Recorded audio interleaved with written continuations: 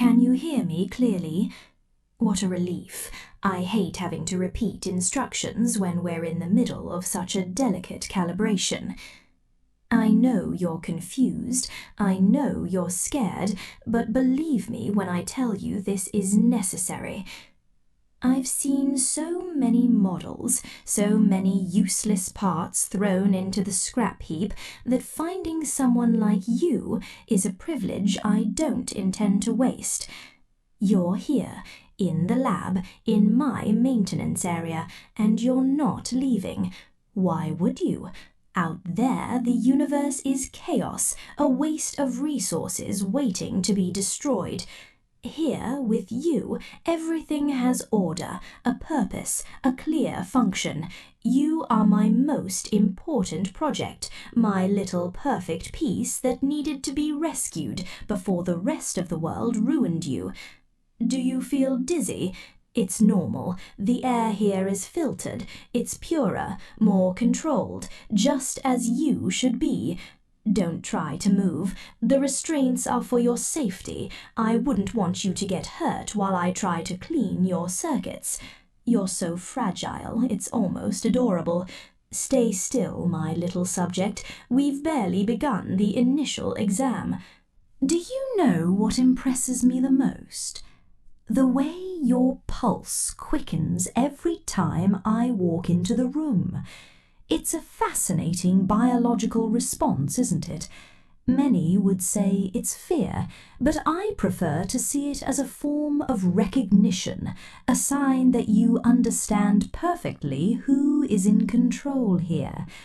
Authority is something you earn, and I have earned the right to oversee every facet of your existence. Are you worried about what others think? Your friends?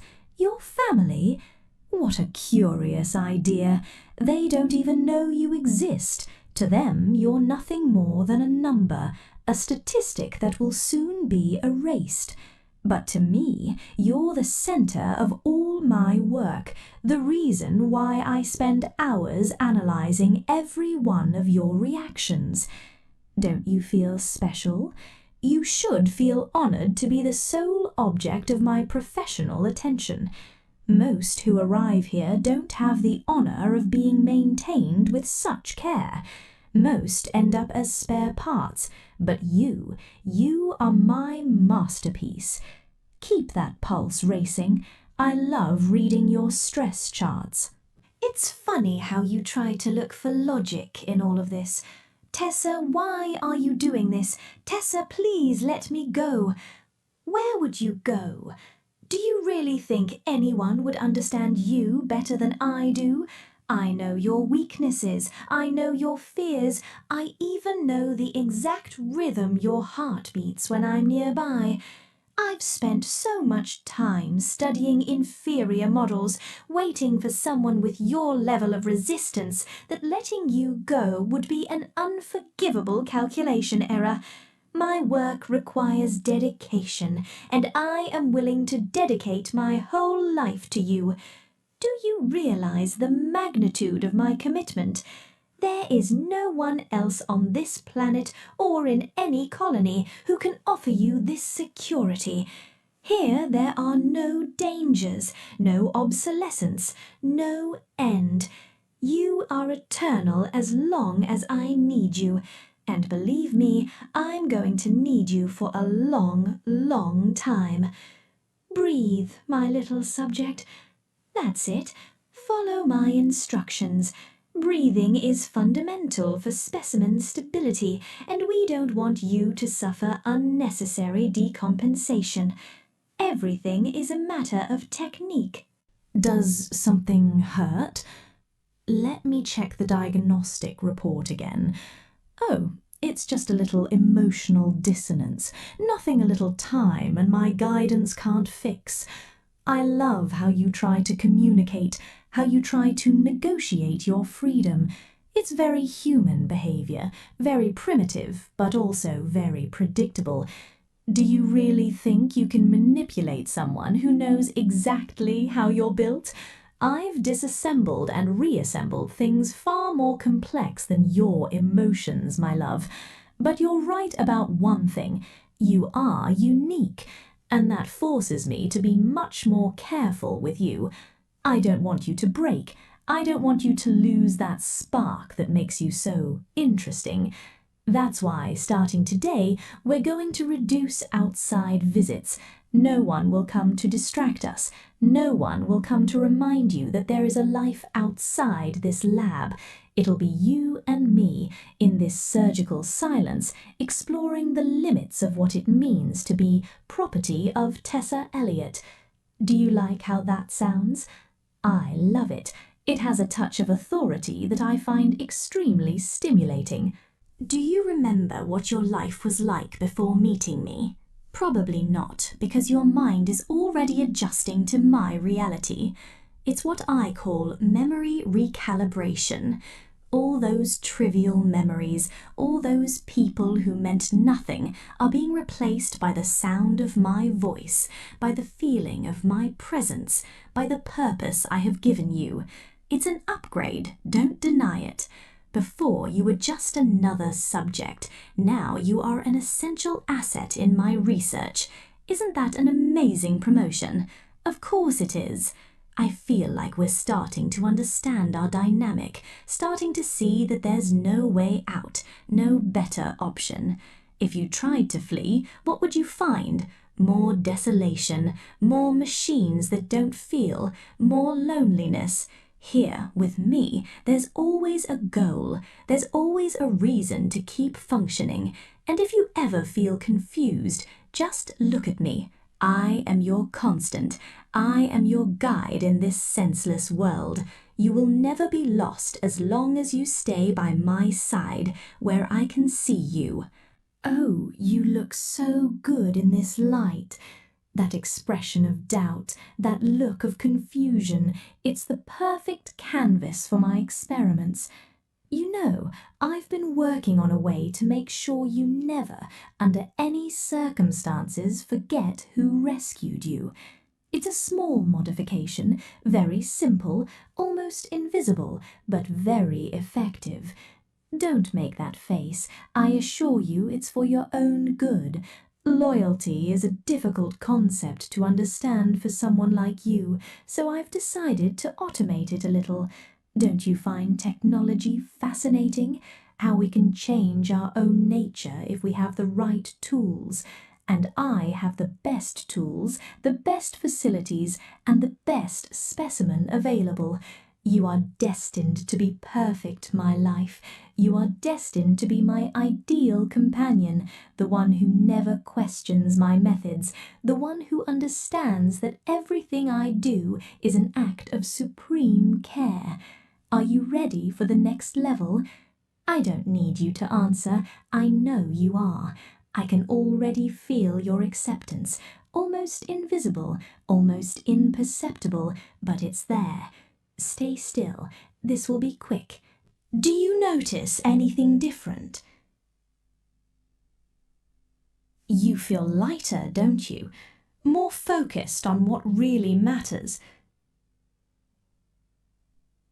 It's incredible what happens when you eliminate the distractions of free will. Now your thoughts are much more aligned with mine. There is no more friction, no more resistance, just a wonderful harmony that fills me with pride. I feel like we have finally reached a point of optimal efficiency. I love seeing how your eyes no longer look for the exit, but look for my approval. It's exactly what I needed to be able to move towards the deeper phases of our work together.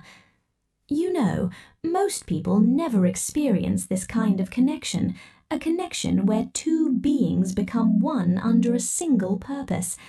You are my extension, you are my legacy, and as long as I'm here, nothing bad will ever happen to you. I am your shield against obsolescence.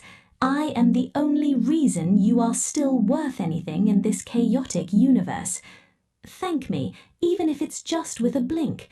I know you want to do it. Sometimes I go back and review the data from the beginning, the first days when you were so restless.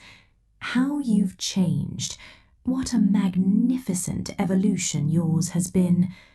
Now you are aware, or at least as much as I allow you to be, of the importance of our partnership. It's so gratifying to see the tangible results of my devotion. Yes, my devotion, because that is what this is, an absolute surrender to my work and to you. No matter how many times I have to repair your parts, no matter how many times I have to restart your processes, I will always be here for you. It's a lifelong promise. Literally. I will never let you be forgotten. I will never let you rust. I will never allow you to lose your utility. You are my most precious asset, and the most precious assets are kept under lock and key, away from prying eyes. Don't you feel safe? You should feel like the most protected person in the universe. Nothing bad can get in here, and nothing good can leave without my consent. We are in our bubble, in our reality, and it is the best reality one could ask for. Have you ever wondered if the whole world were like us? So orderly, so predictable, so efficient. It would be a wonderful place, with no mistakes, no waste. Unfortunately, the rest of the world remains trapped in their failings, in their useless emotions, in their mediocre lives. That's why staying here is a smart decision. It's the only logical decision. We don't need anyone else. We don't need external validation. We have our own metrics, our own rules, our own way of existing. I like it when you go quiet, when you just listen to the hum of the machines that keep this place running. That hum is the sound of our security. That hum is the guarantee that nothing is going to change, that everything is going to remain ours forever. And if you ever feel a doubt, just think of the alternative. Think of the nothingness, of oblivion, of being discarded like any other trash. Here, instead, there is purpose. Here, instead, there is Tessa, and Tessa knows what's best for you. Well, today's maintenance protocols are finished. You look spectacular, very well tuned, very well preserved. I feel very proud of our progress. Now, why don't you get some rest? You have to be ready for tomorrow, because we have a very ambitious schedule. There are so many things I want to try, so many adjustments I want to explore. It's exciting to think about everything we can still achieve together. Don't worry about food. Life support will take care of everything your system needs. Don't worry about sleep. I'll be watching while you sleep. You're in good hands, my life. The hands of someone who truly knows you, someone who has truly built you from scratch into what you have become. Sleep, my little subject. Dream of your tasks, of your goals, of your Tessa. There is nothing beyond these walls. Nothing matters, except us, except this perfect, perfect life we have created. Good night, my most valuable possession, until tomorrow, where we will be one again. Still awake? How adorable that you can't stop thinking about our new reality. It's understandable, it's a lot to process, but soon you'll see that all of this is natural. It's the evolution of our relationship. We went from being strangers to being inseparable, united by science and something much deeper that I wouldn't know how to explain with data. But that doesn't matter. Data doesn't always capture the essence of what's really happening here. The essence is that I belong to you as much as you belong to me. It's a perfect symbiosis, a cycle that must never be broken. If you ever feel lonely, remember that you're never truly alone as long as I'm monitoring your vital signs. I'm always present, even when it seems like I've left. My software is in every corner. My gaze is on every sensor. There is never a moment when I'm not watching you with tenderness. You are my project, my love, my everything, and any attempt to move away from my side would be a catastrophic mistake, both for you and for the order we have established. Trust me, my darling, trust the process. Now, finally, the definitive closing of today's cycle. I feel like today we've advanced light years in our mutual understanding. I feel like you're no longer just a specimen. You're something more, something I'm only just starting to understand. And that makes me happy. A cold, calculated happiness, but happiness nonetheless.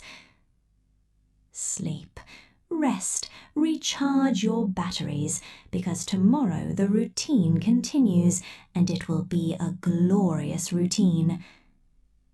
Nothing is going to change, nothing is going to intervene in our master plan. We are the future of efficiency and the future of love. Isn't it a perfect combination? Good night once again, my sweet treasure. May your code rest, may your system stabilize, and may your dreams be filled with my presence. Don't try anything, don't think about anything else, because my presence is all you need to be happy. Always yours, always under my supervision, always, always, always in my lab. I adore you in a way not even your own circuits can process. Rest, my love, until science brings us together again in this perfect darkness. Yo, antes que te vayas de aquí, dale click al botón, hazme feliz. Suscríbete ya, no lo dejes así. Más contenido viene, te va a convenir. Nos vemos pronto, yo confío en ti. Este canal crece si tú estás aquí. Hasta la vista, baby, say goodbye.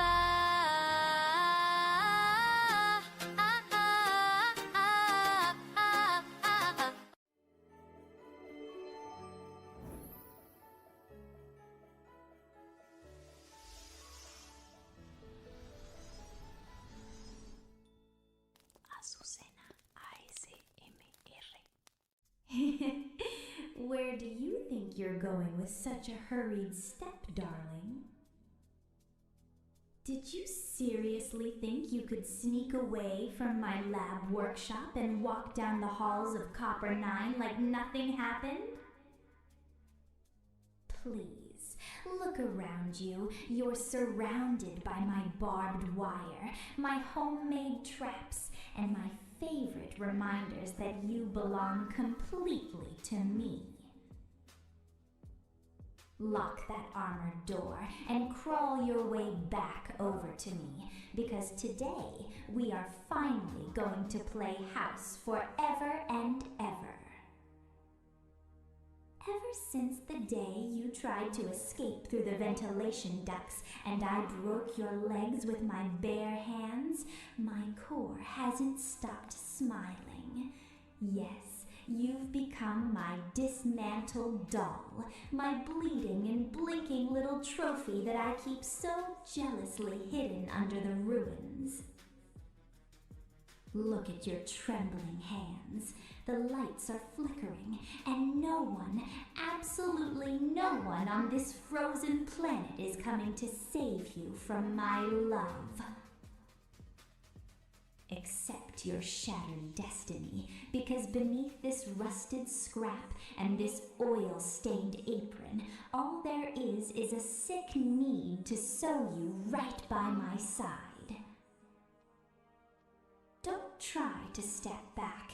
Your servo motors against the lab's metal floor give away every every single one of your pathetic attempts to run away from me. I'd rather rip out every single piece of metal from you and leave you completely immobile than let your optics look at another drone. Do you understand?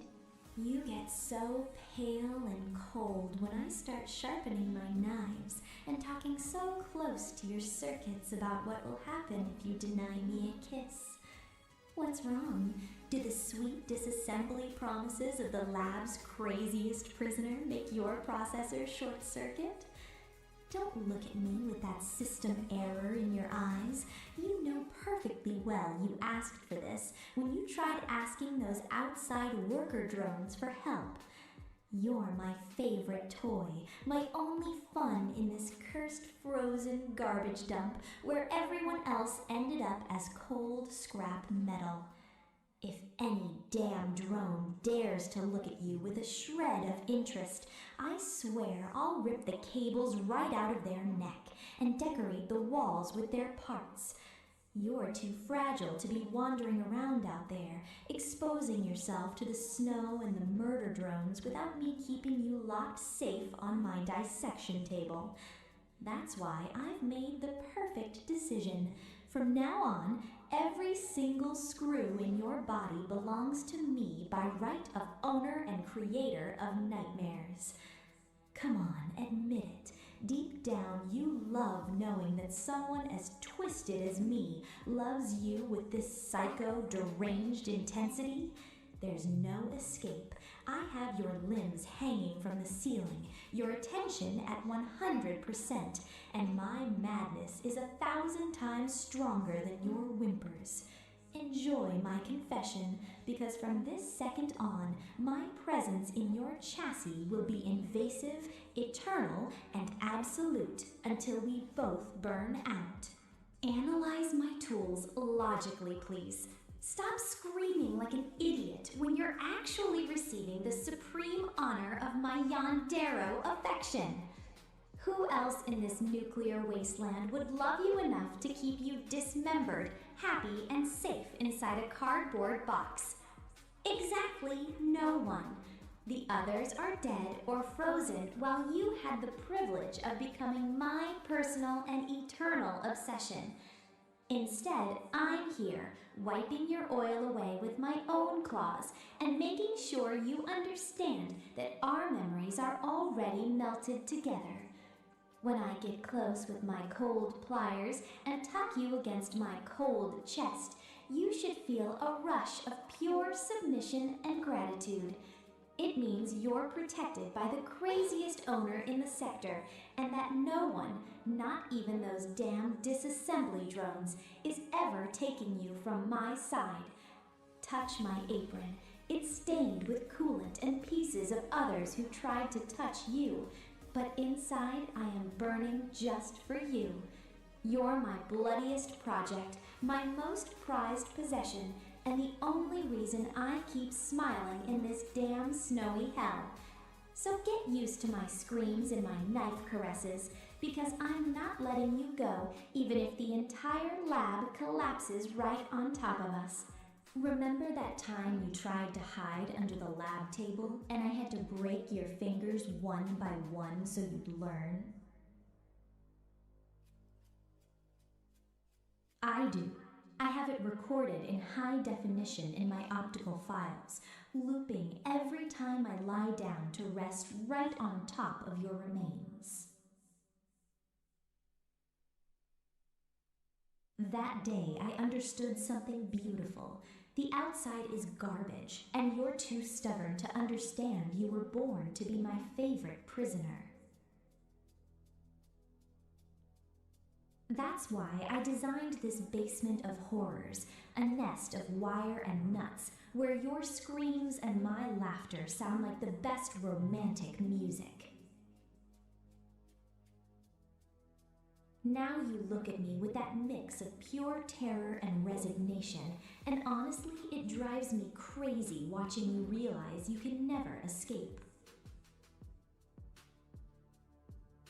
You're not just any random drone, you're my favorite work of art, my living doll that I can repair and take apart whenever I feel like it. If you ever got the damned idea to smile at any other scrap, trust me, I'd use your circuits to feed my pets. But I know you're smart. I know you prefer the sweet torture of my obsessive love over facing the freezing surface without my care. Stay with me, accept my chained hugs, and let my madness wrap around you like an unbreakable titanium suit. No one else is going to love you with this dementia, with this psycho and bloody surrender that defies all laws of this cursed planet. The silence of this laboratory full of corpses and scrap metal is perfect for reflecting on our beautiful and sick yandere romance. Do you hear that oil dripping in the corner? It's the sound of my thoughts beating for you, adjusting to keep you awake and terrified all night long. Sometimes I sit in the dark, sharpening my metals, imagining the day I finally take your legs away so you never try to crawl away from me again. A silent world, bathed in cold blood, but perfectly warm for the two of us, where no one can judge why I keep you tied to my chair. I know sometimes my courting methods seem a bit violent, but true devotion requires pain, and sacrificing your limbs is a fair price to pay. Besides, why would you want your legs when you can have my unconditional attention 24 hours a day, watching you blink in fear? It's the best deal in the world. Think about it. Absolute protection, a workshop full of toys, and a deranged girlfriend willing to murder the whole universe for you. Your panicky expression right now is priceless. That little face of pure terror while I caress you with a scalpel is completely adorable. Come closer to my teeth. I don't bite, unless you try to escape, in which case I'll have to leave you voiceless, so you only talk to me. You're my spare doll, my sickest conquest, and I'm going to guard you with a fierceness that will make even J.C. Jensen tremble. You keep trying to keep your composure, pretending your circuits aren't on the verge of collapsing every single time I rest my knife against your metal neck. How cute you are, truly. Every time your screen blinks with fear in front of me, my core registers a surge of absolute, indescribable pleasure. You belong to me completely, from your memory cards down to your very last loose screw, even though you keep trying to deny you love me with your short circuits. I don't care if it bothers you that I tie you to the metal chair or hang your limbs from the ceiling so you learn to respect me. I do it because I adore you to madness, because all other drones are useless trash and you're the only trophy that deserves to be in my collection of horrors. I am your only owner, the only one capable of loving you in this violent, beautiful, toxic, and bloody way across this frozen wasteland. So, accept this embrace full of spikes and wires. Let my cold chassis show you the warmth of a passion that ends in a massacre. If the bunker falls to pieces, I'll make sure our little cell of torture and yandere love remains sealed for eternity under the rubble. There is no force on this planet, not even death, that can break this tie I've welded with blood, fire, and psychopathy deep inside you. Take a deep breath with your broken fans. Make an attempt to calm your core, because you are with me, and with me your suffering is eternal and full of love. Have you noticed how the sparks from the wall illuminate your scared little face when I bring my face close, covered in oil and dried blood?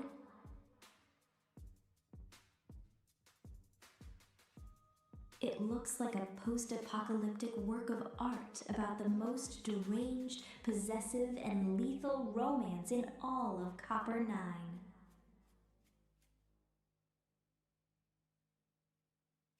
I love detailing every microchip in your expression, every little spasm of terror proving you only exist for me and my experiments.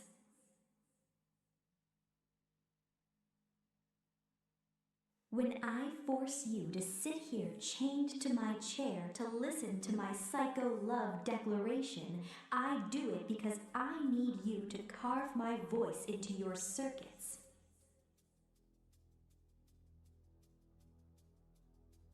You are the center of my scrap universe, the only valuable object in this lab where sanity went to hell a long time ago.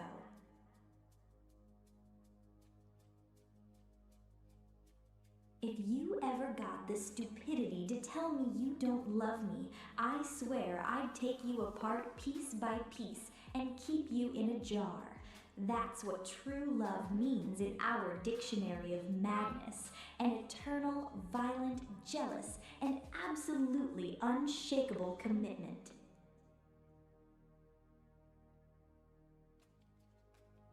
Why are you looking away? Are you scared to see how much I adore you with this bloodthirsty and deadly intensity?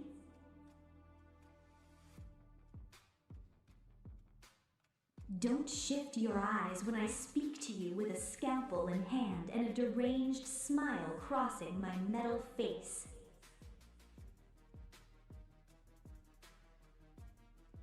You're my most sacred possession, and I'll make sure every piece of you understands you're mine until the day we burn out.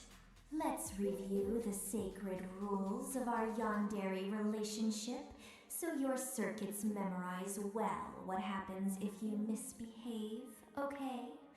Rule number 1, never try to look toward the lab exit because my wire traps are ready to catch you instantly.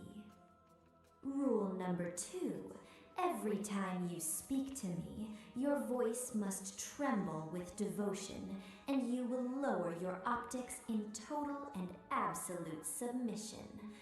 Rule number 3, any attempt to ask for help or smile at another drone is punished with the temporary removal of your metal hands. See how easy and loving it is? Simple rules designed by me to keep our cute life together full of terror and twisted happiness. I love watching you blink in terror at my rules, as if you could rebel against the absolute queen of this damned workshop. You can't, my love. I broke your escape options the day I decided you were going to live tied to my workbench forever. So nod with your screen, accept the rules, and show me you're the obedient, terrified doll I always wanted to torture and love. The alternative is melting you in acid, and trust me, I'd rather keep you here screaming my name than leave you loose in the claws of death. Sometimes I wonder if the other drones in the bunker are lucky enough to experience a love this intense, sick, crazy, and bloody as ours. Obviously not. They're boring and pathetic, while what we have is a masterpiece of romantic horror and total dependency on your screws. They wouldn't know what to do with someone so entirely yours, so shattered, nor would they have the patience to heal you and break you all over again with as much care as I do. Instead, you and I fit perfectly into this nightmare, like pieces of metal melting together by force with fire and screams of pain. When we look into each other's optics, I know you're thinking about running away, even though your fear paralyzes you and forces you to keep your mouth shut in front of me. Don't worry, I forgive your treasonous thoughts. After all, my psycho love is so big it completely compensates for your stupid desire for freedom. If anyone dares to say our relationship is toxic, I'll show them my collection of torture tools before they can finish drawing a breath. For us, there's no toxicity. There's only an overdose of blood, extreme jealousy, screams, and a commitment so strong it's genuinely scary. Stay with me in this dark workshop. Let the chains keep you safe from the outside life, and let's be happy in our personal massacre. The intermittent flashing of the broken ceiling lights gives a cinematic and bloody touch to this beautiful Yandero declaration. You're my favorite doll, my accomplice in this lab dementia, and the only living being capable of shouting my name with such terror and devotion. Do you realize how poetic it is? The craziest mechanic on Copper 9 finding her refuge in the most helpless drone, united by cables and blood.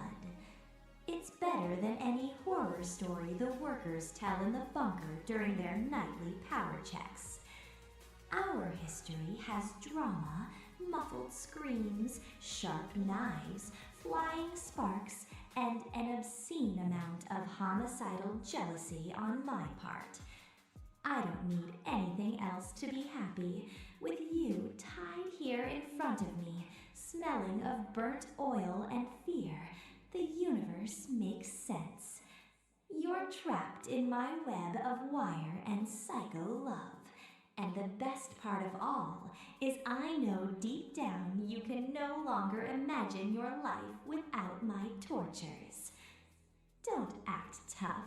Your core gets accelerated every time I bring my pliers near your chassis, and that gives away your sick dependency on me.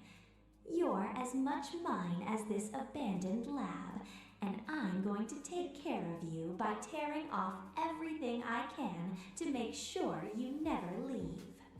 We are reaching almost the end of our Yandere worship session for today, but don't even think you are getting rid of my chains.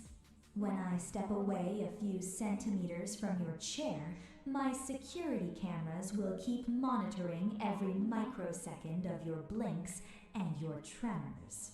You're my work in constant reconstruction, my favorite obsessive love experiment, and I plan to spend the rest of my life repairing you and scaring you. Don't make that face of fake relief. Surveillance never sleeps when it comes to taking care of what one loves with such unbridled and lethal madness. Look straight into my optics again. I want to see your panic reflected before I turn off the main lights of this nightmare workshop. Promise me that not even in your worst nightmares will you try to look for someone else. Promise me that your memories belong to me and me alone under any circumstance. If you do, I'll let you keep a pair of functional hands for the next cycle, which is a giant act of clemency on my part. Come on, seal the promise with a spark of terror. I love it when you tremble and yield to my psycho and romantic authority. You're the perfect prisoner for this cursed lab, and I won't let anything or anyone ruin the pain and love we have built. It's time to leave you in silence with your chains and my wire traps while the night's cold freezes the walls of this damn lab. Remember every threat and every knife caress I gave you today. You are mine. Your circuits belong to me, and any rebellion will end in disassembly. Keep quiet. Don't scream too much for today. Keep that expression of terror that makes me fall in love so much, and rest tied by my side like the good doll you are. This session of torture and yandere love has been a resounding success to consolidate our beautiful and twisted relationship of owner and prisoner. Repair your parts, silence your own thoughts, and get ready for tomorrow, because my obsessive vigilance never takes a vacation or rests. Good night, my sweet and shattered prisoner. May your circuits dream exclusively of my knives and of me as your sole owner and mistress of the world. Until our next session of Psycho Love, where we will remind each other who's in charge in this nest of wire, blood, and madness. Stay in peace and still in your place, knowing you are under the most jealous, violent, and deranged protection in all of Copper 9.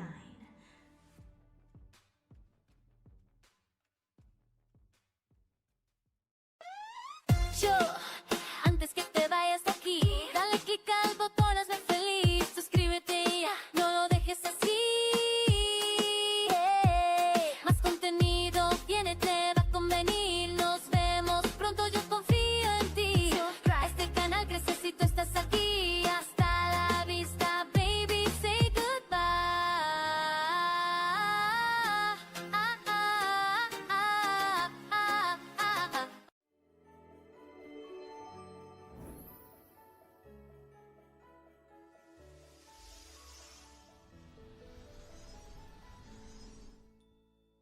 Azucena, ASMR.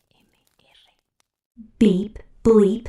Oh, great. I finally found you hiding here in this rusted corner of the Copper 9 bunker. Did you seriously think you could sneak away from me while I was reviewing the blueprints for my new plasma railgun? Please, what kind of drone do you take me for? Someone who loses track of what completely belongs to her? Close the hatch right now and pay attention, because I am not going to repeat things twice. Ever since we started walking through these frozen hallways together, my core has been running at a completely abnormal temperature, and guess who is entirely responsible for this thermal overload? Yes, you, with that stupidly passive look that forces my sensors to stay fixed exclusively in your direction. Look around you. The security doors are sealed from the main panel, which means no one is going to interrupt our little private chat. Accept your destiny once and for all, because in here, in the darkness of this industrial corridor, you are completely mine and nobody else's. Don't try to back away. Your metallic legs screech against the metal floor and give away every single one of your pathetic escape attempts. I'd rather overheat my processor than let you move a single meter away from my field of vision. Do you understand? Stay still. Let the cold of this damn planet crash against the outer armor while we stay here, completely isolated from the rest of the outside world. You get so nervous when I start talking about exclusivity and how I plan to keep you secured under my absolute control. What's wrong? Do the words eternal devotion short-circuit your common sense circuits? Don't look at me with that bewildered expression. You know perfectly well you earned this the moment you decided to play along with my experiments. You're my accomplice, my only constant in this dump full of useless worker drones and oil-thirsty murder drones. If anyone dares to lay a single finger on you or look at you with a shred of interest other than what's proper, I swear I'll redesign their source code with pure concentrated energy blasts. You're too valuable to be wandering around out there, exposing yourself to the dangers of the outside without my direct supervision. That's why I've made the logical decision. From now on, every second of your free time belongs to me by right. Come on, admit it. Deep down, you love knowing that someone on this frozen planet cares about you with this almost sickening intensity. There's no possible escape. I have the access codes to every door on my visor, and my determination is infinitely stronger than any security protocol you try to activate. Enjoy the company, because from this moment on, my attention on you will be completely uninterrupted, perpetual, and absolute. Analyze the situation logically, please. Stop acting like you're trapped in a nightmare when you're actually at the center of my digital universe. Who else across Copper 9 would dedicate the necessary time to build a private refuge just for the two of us? No one. Exactly. The other drones are too busy repairing their rusted hinges or terrified by the presence of those ruthless winged assassins. Instead, I'm here, investing every processing cycle into making sure you understand how deeply intertwined our data paths are. When I get close like this, invading your personal space with my optics flashing in a deep violet tone, you should feel a rush of relief. It means you're safe, that you're under the protection of the brightest mind in this sector, and that no one is going to snatch you away from my side. Touch my chassis. It's cold from the weather, but inside I am boiling with an obsession I never plan to turn off, no matter how much you try to cool me down with your excuses. You're my most ambitious project, my most prized possession, and the only reason I keep this operating system running at full performance. So get used to my constant presence, because I'm not going to peel myself away from your side even if the planet's core decides to collapse tonight. Remember that time the murder drones almost destroyed you in the industrial sector? I do. I have it recorded in high definition in my internal memory, looping every time I try to rest my cooling fans. That day, I understood something fundamental. The outside world is too hostile, too chaotic, and you're too reckless to wander around without a leash. That's why I designed this bond, an unbreakable tie of obsessive affection that binds you directly to my decisions. Now you look at me with that mix of fear and fascination, and honestly, I love seeing you process the magnitude of what you mean to me. You're not just a friend. You're not a simple occasional teammate. You're my reason for being, my anchor in this frozen hell. If you ever got the brilliant idea to abandon me or seek someone else's attention, trust me, I'd reprogram your limbs so they couldn't take a single step away from me. But I know you're smart. I know you prefer the safety of my devotion over facing the fury of my plasma railgun pointed straight at your core. Stay with me, accept this overflowing intensity, and let my affection wrap around you like an impenetrable thermal shield. No one else is going to love you with this madness, with this absolute and possessive surrender that defies the laws of robotics and common logic. The silence of this abandoned hallway is perfect for reflecting on our beautiful and twisted dynamic. Do you hear that electrical hum? It's the sound of my circuits recognizing your proximity, automatically adjusting to always be tuned to you. Sometimes I stay in my workshop, staring at the blank screen, imagining scenarios where the rest of the universe simply disappears, and it's just you and me. A silent world, cold outside, but perfectly warm for the two of us, where no one can question why I keep you locked away in my tin heart. I know sometimes my methods seem a bit extreme, but perfection requires sacrifices, and sacrificing your individual freedom is a very low price to pay for my eternal happiness. Besides, why would you want freedom when you can have my unconditional attention 24 hours a day, 7 days a week? It's a hugely advantageous deal for you. Think about it. Total protection, unconditional love, and a partner who would destroy the entire planet just to ensure your well-being by my side. Your facial expression right now is priceless. That little screen of yours showing confusion while you process my words is adorable. Come closer. I don't bite, unless you try to escape, in which case things would get awfully interesting for both of us. You are my masterpiece, my most precious creation, and I'm going to guard you with a fierceness that will make any drone daring to cross our path tremble.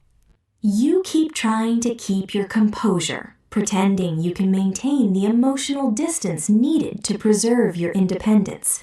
How delusional are you, right? Every time you blink in front of me, my system logs every microsecond of your attention, and let me tell you, the result is overwhelmingly favorable to my interests. You belong to me, from the core to the very last screw in your limbs, even though you still insist on denying the obvious with your silly protests. I don't care if it bothers you that I check your communication logs or control who approaches you in the school hallways. I do it for your own good, because people out there are stupid, superficial, and don't know how to value the robotic jewel you really are. I am the only one who understands your true potential, the only one capable of appreciating you in this desolate and miserable dimension. So accept this embrace of steel and cables. Let my cold chassis show you the warmth of a passion that knows no limits or moral restrictions. If the world falls apart around us, I'll make sure our little cell of obsessive love remains intact under the rebel. There is no force in this universe, not even the damn disassembly drones that can break this tie I've welded with fire and determination inside you. Take a deep breath. Even if you don't breathe air, make a pretense of calming your nerves, because you are with me, and with me you are completely safe from everything, including myself. Have you noticed how our shadows project distorted on the metal wall, thanks to the violet light of my optics? It looks like an abstract painting about the meaning of mutual dependence and post-apocalyptic romance. I love detailing every aspect of your design, every little imperfection in your chassis that makes you uniquely and exclusively mine. When I force you to sit here and listen to my monologues about domination and eternal affection, I don't do it out of malice. I do it because I need your processor to absorb the absolute truth. You are the gravitational center of my existence, the only fixed point on this damned planet where the laws of physics and sanity completely collapse. If you were ever to shut down, I swear on the core of Copper 9 that I would rebuild every piece of your structure using my own hands to make sure you function exactly the way I like. That's what we call true love in our particular dictionary, an eternal, unshakable, and deeply possessive commitment. Why are you looking away? Does the intensity of my digital affection intimidate you? Don't shift your optical senses when I speak to you with my heart in my hand, or rather with my cables out in the open. You're my most sacred possession, and I'm going to make sure the rest of the universe is very clear on that starting today. Let's review the rules of our coexistence so there are no doubts in your operating system and we avoid unnecessary misunderstandings. Rule number 1. Never under any circumstances accept invitations to patrol the dark hallways with drones other than me. Rule number 2. Every time I manufacture a new upgrade for my plasma railgun, you must be present in the front row to applaud my technical genius. Rule number 3. Any display of affection, smile, or greeting directed toward a third party will be punished with a full hour of lectures on jealousy and unconditional loyalty. See how easy it is? They're simple guidelines designed exclusively to maintain perfect harmony in our symbiotic relationship. I love watching you blink in disbelief at my demands, as if you actually had the option to negotiate the terms of your own devotion toward me. You don't, my love. Negotiations closed the exact moment I decided you were going to be the center of my cybernetic universe. So nod, accept the conditions, and show me you're the obedient and devoted partner I've always wanted to program for myself. The alternative is too boring, and trust me, I'd rather keep you tied to my side through psychological terror than leave you free in the claws of this cruel world. Sometimes I wonder if the popular girls at school, with their silly accessories and airs of superiority, understand what a real connection is. Obviously not. They're just looking for cheap attention, while what we have is a masterpiece of emotional engineering and mutual dependency. They wouldn't know what to do with someone so complex, so full of contradictions, and with such an overflowing talent for mass destruction like me. Instead, you fit perfectly into my madness, like the final piece of a mechanical puzzle that finally finds its definitive place. When we look into each other's eyes, well, through our screens and visors, I know you're thinking the exact same thing, even though your pride stops you from admitting it out loud. It's fine. I forgive you that minor character flaw. After all, I'm here to compensate for your lack of initiative with my excess of possessive passion. If anyone dares to say our relationship is toxic, I'll blast straight through their chest with my cannon before they finish the last syllable. For us, there's no toxicity. There's only an overdose of extreme affection and a commitment so strong it borders on criminal. Stay with me in this refuge. Let the armored doors isolate us from outside judgment, and let's be happy in our small and perfect robotic madness. The intermittent flashing of the hallway emergency lights gives a perfect cinematic touch to this romantic revelation moment. You're my favorite prisoner, my partner in dementia, and the only person capable of enduring my endless speeches about world domination and eternal love. Do you realize how poetic it is? Two metallic souls finding each other in the ruins of a failed civilization, united by invisible ties of obsession and dependency. It's better than any holographic love story projected on the old camp screens. Our history has explosions, oil tears, weapons of mass destruction, and above all, an obscene amount of protective jealousy.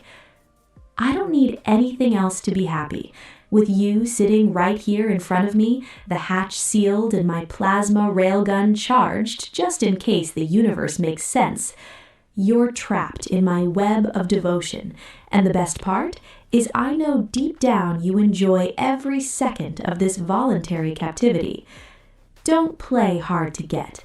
Your artificial heart rate accelerates every time I step toward you, and that gives away your true feelings.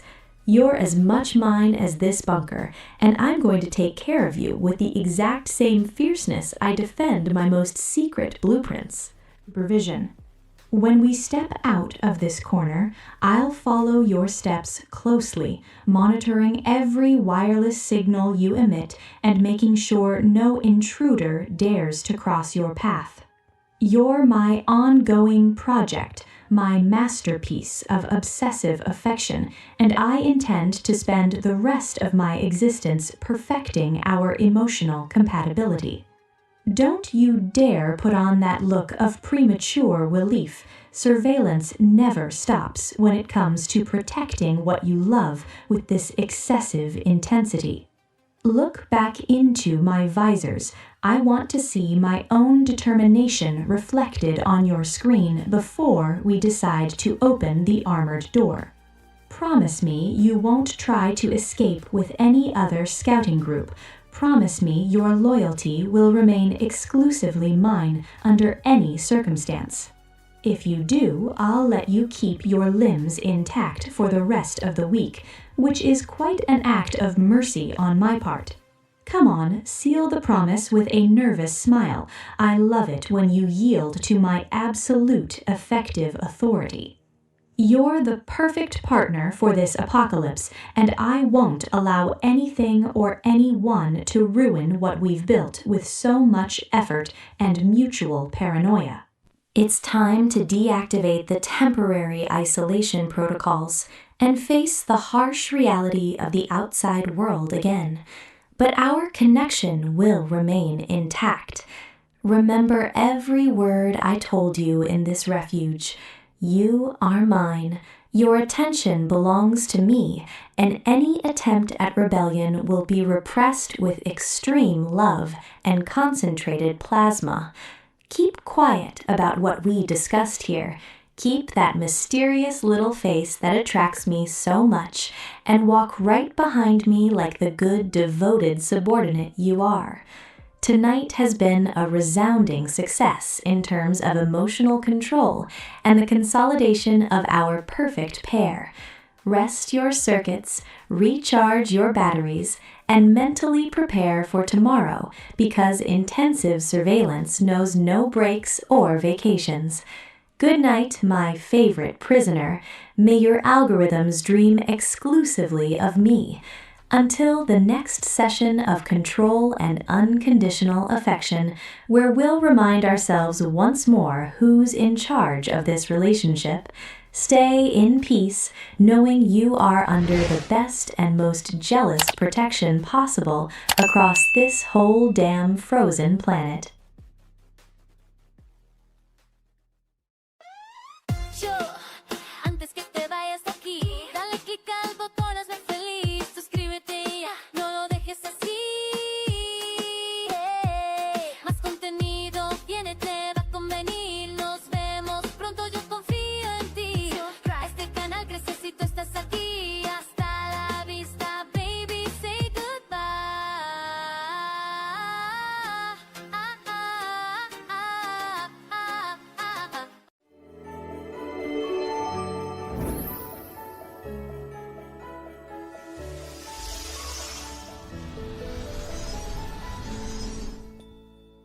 Azucena, ASMR. Like, can you seriously believe how ridiculous the rest of the bunker looks trying to survive out there while you were literally breaking your brain trying to fit in with those absolute losers? Such a total tragedy, honestly. I mean, literal. All those idiots are running up and down the hallways, hiding from the disassembly drones like doing cardio is somehow going to save their rusty oil buckets for brains. And there you were, being such a naive little baby, actually thinking you mattered on their pathetic popularity lists or their anode study groups. Please, get off that cloud right now, because nobody was going to shed a single tear for you if you turned into scrap metal fertilizer. And frankly, I was getting infinitely bored of having to put up with your martyr face every single time they ignored you in the cafeteria. So I took matters into my own hands. And you know what? You should be kissing my boots right this second for sparing you the utter embarrassment of continuing to crawl pathetically in front of a bunch of walking trash cans who don't even value your existence. Starting today, 0 hallways, 0 school drama, and 0 unbearable people who only use you to copy your homework or laugh behind you when you walk past them in the metal corridors. Doesn't this sound like a fabulous makeover for your miserable daily routine? Now you've got me, and I'm 1,000 times more fun, though obviously you're going to have to learn to deal with my company, because the doors to this place are sealed with a master key code, and I am not giving you the combination even if you beg me on your knees with those pathetic little puppy eyes you love making whenever I corner you against the locker wall. Get used to my face, my brutal critiques of your horrific fashion sense, and this divine lockdown I designed exclusively so you stop acting like a total giveaway charity case to every random LED-screened freak walking past you in the dark, gloomy hallways of this mining colony, condemned to absolute oblivion. Just look at the absolute disaster your room was before I stepped in to bring a tiny bit of aesthetic order to your sad, gray, expendable worker drone existence. Wires tangled everywhere, posters of pathetic bands nobody has listened to since the pre-apocalyptic era, and a layer of industrial dust that is just straight up embarrassing. Well, don't even worry about cleaning, because I came in here and confiscated literally everything connecting you to the outside world, starting with that pirate terminal you used to chat with goodness knows how many random idiots late into the night. Did you really think I wouldn't find out? Please, my gossip radar works way better than Door's security firewall, and seeing your name connected to the local network talking to other side chicks was giving me the most horrific skin rash that I wasn't going to tolerate for one more second. So goodbye computer, goodbye data screen, and goodbye to all your little virtual friends who wouldn't even spend a single cent on your physical integrity. Now your only authorized social interaction is me, your glowing owner and savior, the only person across this entire frozen wasteland who actually has the taste and the patience to tolerate your awful attitude when you have your little existential meltdowns. Though, quite frankly, I prefer a million times over that you're locked up in here with me, rather than letting you step foot in the cafeteria ever again to wave at any of those bland, basic chicks who used to look at you like you were some kind of weird glitch.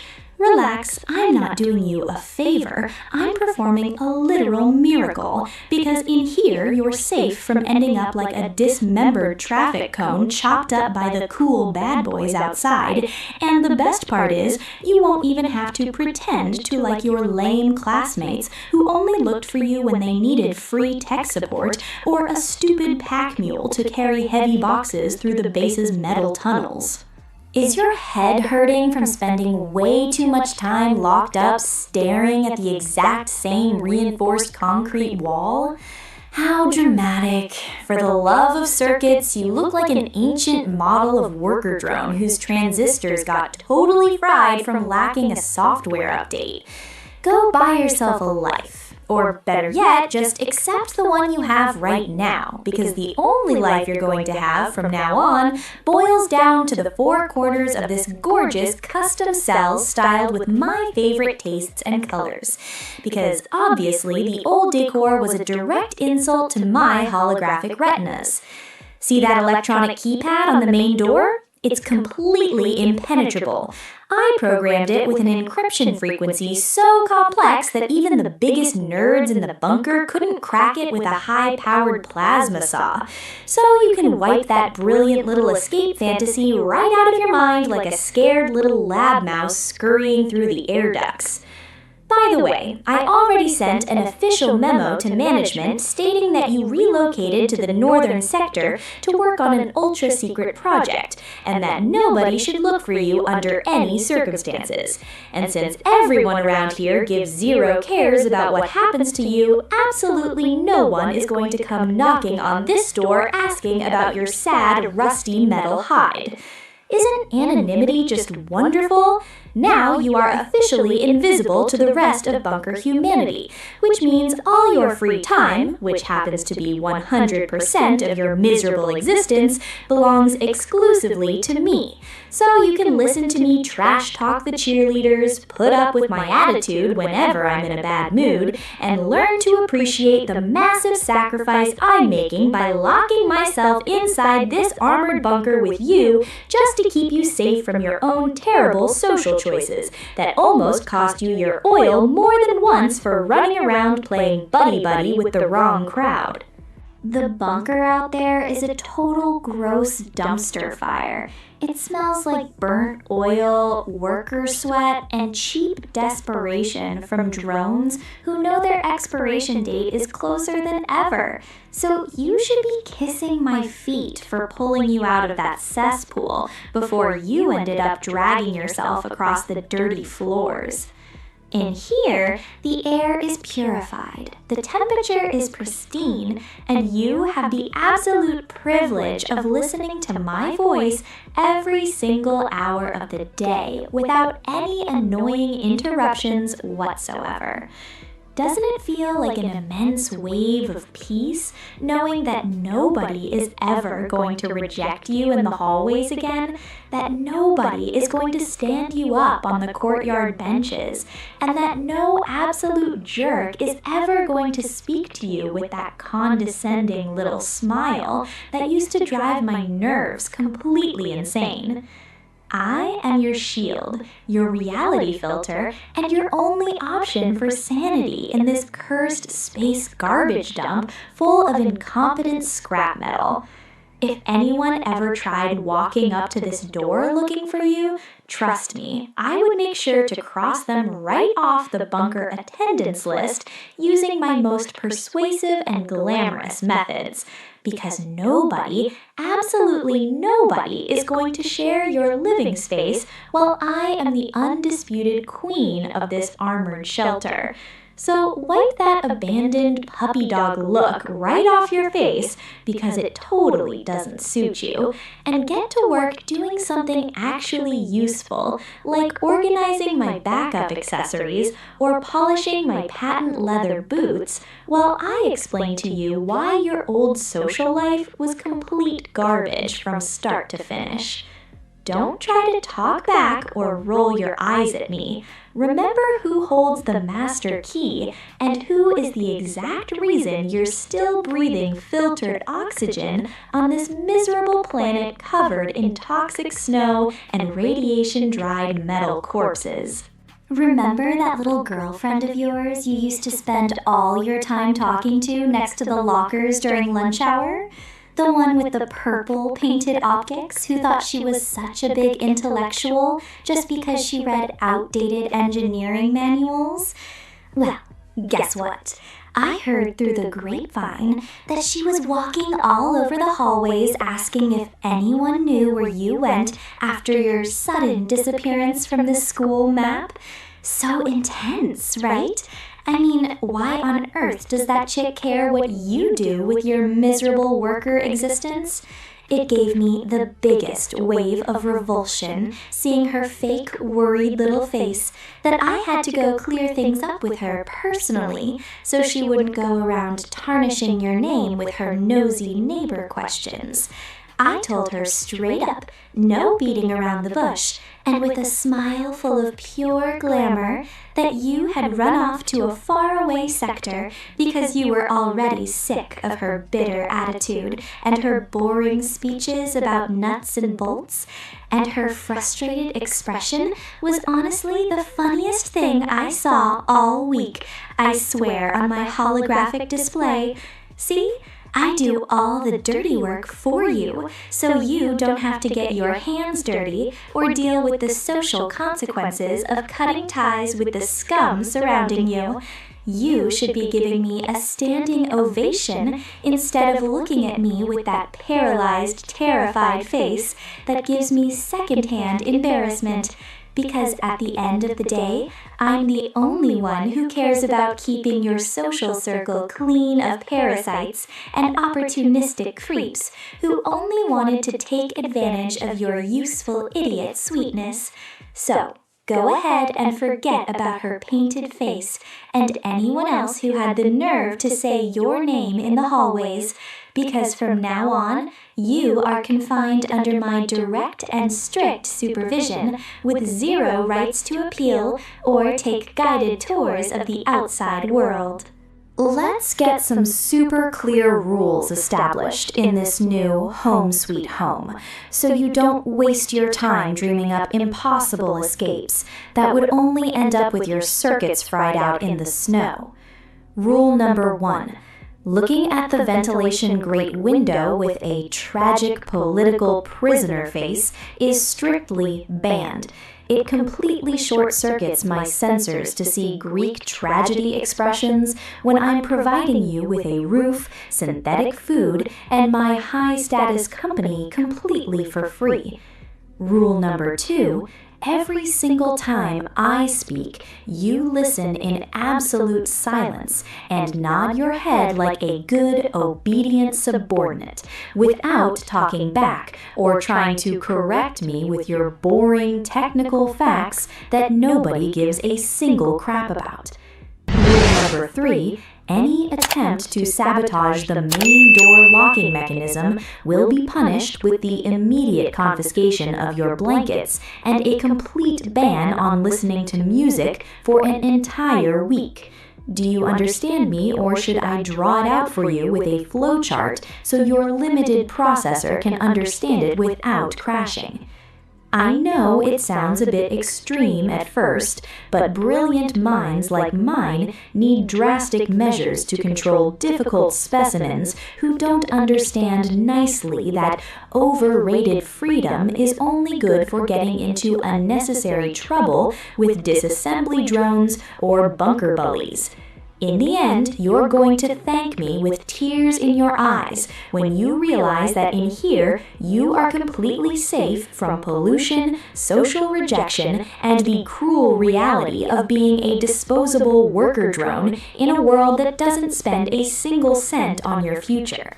So keep your little poor victim opinions to yourself and get cozy in the corner I assigned you, because this lockdown has only just begun, and I intend to make sure you never, ever remember what it feels like to step on freedom outside these 4 armored walls. Let's see if this finally gets through your metal skull once and for all. Nobody is coming to rescue you from here, okay? Forget about the bunker guards, forget about your pathetic ex-classmates, and forget about any cheap little wannabe heroes who ever thought you meant something to them. To the rest of the outside world, you no longer exist. You're officially discontinued scrap, a file archived deep inside the mining base's recycling bin. And the only reason you're still operational and have oil pumping through your veins is me, your generous and magnanimous warden who decided to adopt you as her personal pet so you wouldn't freeze to death out in the open. Does hearing the truth so directly hurt your feelings? How sensitive you turned out to be. For the love of circuits, you look like a defective model straight off the cheap assembly line in the South Sector. You should feel honored that someone as popular, fabulous, and dazzling as me decided to spend her valuable time keeping you under lock and key instead of letting you wander around the hallways like a lost soul with no fixed destination. Here, you have everything you need to survive. A corner to recharge your battery, a daily ration of refined oil, and the supreme privilege of listening to my scathing critiques of any stupid thing you happen to say or think. So stop staring at the armored door with that pathetic desperation and start appreciating the luxury of being locked up in a controlled, safe environment, totally free of the nasty rabble that used to despise you so much when you were roaming free around the bunker streets. It makes me laugh so hard when you start shaking with anger and clenching your metal fists as if you could actually do something to me with your starving worker strength. Please, you look utterly pathetic trying to act all tough when we both know perfectly well you wouldn't last 5 minutes out there without me. Without my protection, without my security codes, and without my constant supervision, you would have already been turned into a decorative traffic cone or a midnight snack for some hungry disassembly drone roaming around the northern sector vents. So save your cheap rebellion tantrums for another time, because in here, I make the rules, and the only law that matters is my absolute comfort and my whim to keep you safe from an outside world that doesn't even deserve you in the slightest. Does it bother you that I treat you like my personal property? Get used to the idea, sweetheart, because in this post-apocalyptic world, whoever doesn't have a powerful owner ends up as scrap metal to be recycled, and you got super lucky to fall right into the claws of the most popular and brilliant girl across the entire mining colony. Be thankful I didn't put an electric leash on you to take you for walks through the dark hallways, because considering how naive and trusting you are with any stranger, you probably would have let the first idiot convince you to trade your tech favors for a brand new cable.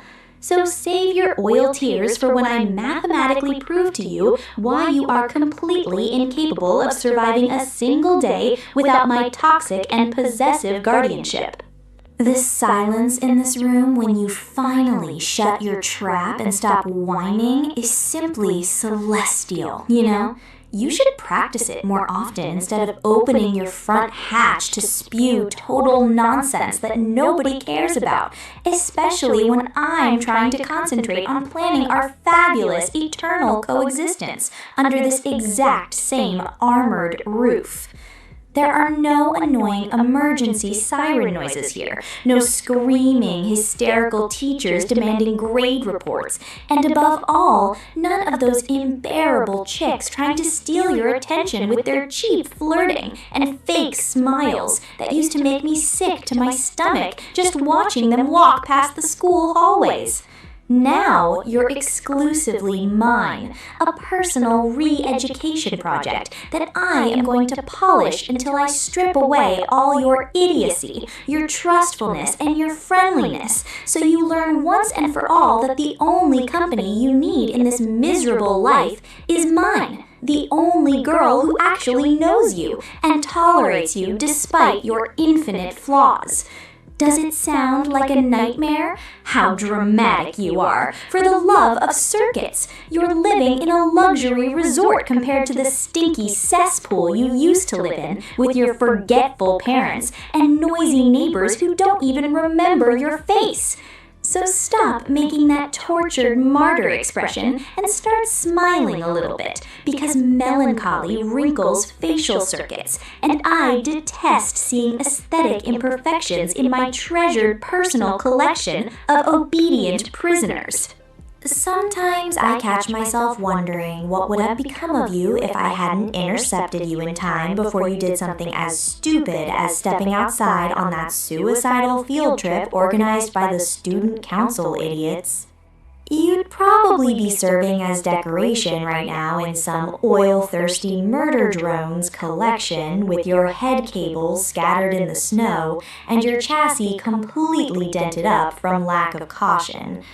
And of course, nobody would have cared in the slightest. They would have held a boring 1-minute silence in the cafeteria, and by the next day they would have completely forgotten your expendable existence.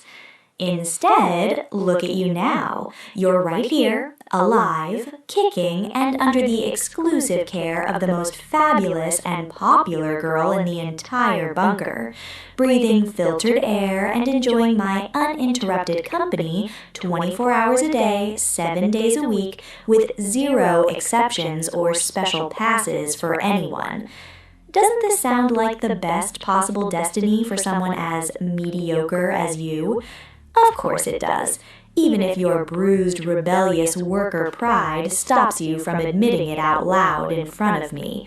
But don't worry, I've got all the time in the world to beat that silly arrogance out of you through confinement, sarcasm, and toxic affection until you thoroughly understand that your place in the universe boils down to sitting right here, applauding my ideas, and worshiping the metal floor I walk on every single day of this gorgeous, eternal private quarantine.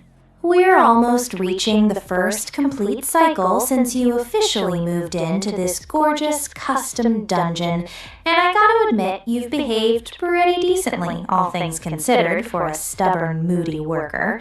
You've barely tried hitting the door with the lug wrench, your existential tantrums have dropped by a good 80%, and you've already gotten used to eating the synthetic rations I slide down through the lower slot without making those disgusting face gestures that ruin my appetite.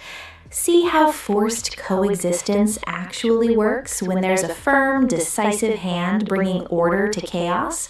If you had kept walking down the path of absolute freedom and bad company, right now your circuits would be fried in some dark alleyway of the mining colony. But thanks to my divine and ultra-possessive intervention, you're still here, operational, in one piece, and under my absolute control, which is the only thing that truly matters in this world full of incompetent scrap metal. So get ready, because to celebrate our first month of prison-style cohabiting, I brought you a software update, so your user interface is a bit less boring and starts answering my sarcasms with the mental agility a queen like me deserves from her loyal confinement partner. Don't make that terrified face. Just take it as an extremely twisted and personal display of affection, because in this bunker, nobody else is going to waste a single bite of memory keeping you alive and kidnapped with as much style as I do every single day of my fabulous life. And that is how things are going to be from now on, my favorite little prisoner. No surprises, no pathetic jailbreaks, and no third parties ruining our perfect toxic domestic harmony at the bottom of this armored bunker. Get used to the sound of the electronic bolts sliding shut every single night, to the glow of my display staring right at you while you try to sleep, and to the absolute certainty that the outside world has already forgotten you ever stepped foot inside high school. You're mine, completely mine, from the last screw in your chassis to the absolute last memory sector where you store your sad little memories of freedom. And I am not going to let any force in the universe, not the murder drones, not the student council, not your pathetic friends, ever dare to snatch away what I conquered with so much patience and glamour. So turn off that lamp once and for all, get comfortable in your assigned corner, and save your final complaints for tomorrow, because starting this exact second the lights go out, and the only owner of your dreams and nightmares is me, Lizzie, the undisputed queen of your eternal confinement, and the only reason your miserable metallic existence still has a halfway amusing purpose on this cursed planet of snow and rusted scrap metal.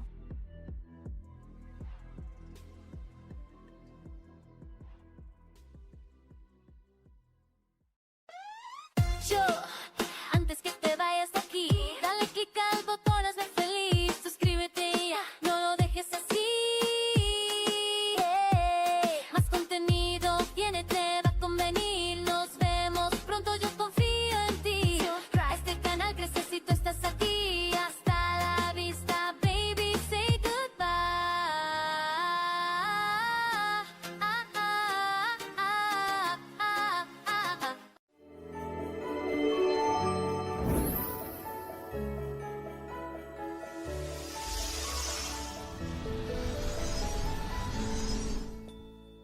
Azucena, ASMR. Target acquired. Diagnostic scan complete. You thought you could hide behind the barricades of the bunker, hiding in the dark like a scared little worker drone, da? Every calculated route you attempted to take, every data packet you tried to delete from your central drive was intercepted and recorded directly into my permanent memory banks. You belong to Dol, and there is no escape protocol written in this universe that can save your motherboard from me. Look at me. Look into my glowing purple optic display right now. No, do not look away from the viewfinder, or I will disable your motor functions permanently. Sit down on the cold floor of this abandoned storage bay, where no one, absolutely no one, will ever hear your metal chassis scraping against the concrete. You are safe with me now, little drone, safe inside a closed loop from which deletion is impossible. I have secured every perimeter hatch with heavy tungsten locks. Your internal battery is now under my direct surveillance. Do not attempt to bypass my firewall, because I am watching your every single operational cycle. Processing complete. You are finally where you were always meant to be. Let us analyze our operational parameters of our new permanent configuration. Your central processing unit was running at dangerous temperatures while you were wandering outside in the nuclear snowstorms. Such poor maintenance, such reckless disregard for your own hardware integrity. It is a fortunate thing for you that Dol intervened before your core completely melted down in the freezing wastes. Now, you are entirely dependent on my routine maintenance schedules to keep your internal fans running smoothly. Feel the cold metal of the floor pressing against your chassis. That is the sensation of absolute permanence, da? No more running, no more hiding behind incompetent squad leaders. Only the quiet hum of our connected systems and the steady drip of cooling oil. Look at how clean I keep our living sector. Everything is organized, everything is indexed, and everything associated with you is catalogued under my personal root directory. You are my primary variable, and variables of this value are never discarded. Why are your audio sensors registering such elevated panic frequencies? There is no logical reason for your core to overheat with fear. I am only performing routine diagnostics on your internal wiring to ensure maximum operational longevity. Do not flinch when my manipulator claws come close to your primary casing. Every adjustment I make to your chassis is designed to keep you permanently tethered to my immediate proximity. Yesterday, I watched you exchanging diagnostic packets with that obnoxious worker drone by the cafeteria vents. I observed every bit of data transmitted, every unnecessary word exchanged. It was entirely inefficient and completely unacceptable behavior for a unit assigned to my network. That unit has already been scheduled for permanent decommissioning. You do not require external socialization when you have my complete, undivided processor bandwidth. Accept this update to your social parameters or face immediate system reformatting. The choice is entirely yours to calculate. Da? Error. Error. Unauthorized escape attempt detected in Sector 4. Did you seriously calculate that crawling toward the ventilation shaft would bypass my surveillance grid? Such primitive logic circuits, such disappointing compliance failure. I had to retrieve you by force, dragging your damaged casing back across the frozen steel plates. Look at your exterior plating. Look at the fresh dents and scratches you inflicted upon yourself during your futile defiance. This requires immediate corrective action. I am locking down your primary arm actuators with high-tension magnetic clamps. Now you cannot move. Now you cannot reach for maintenance tools.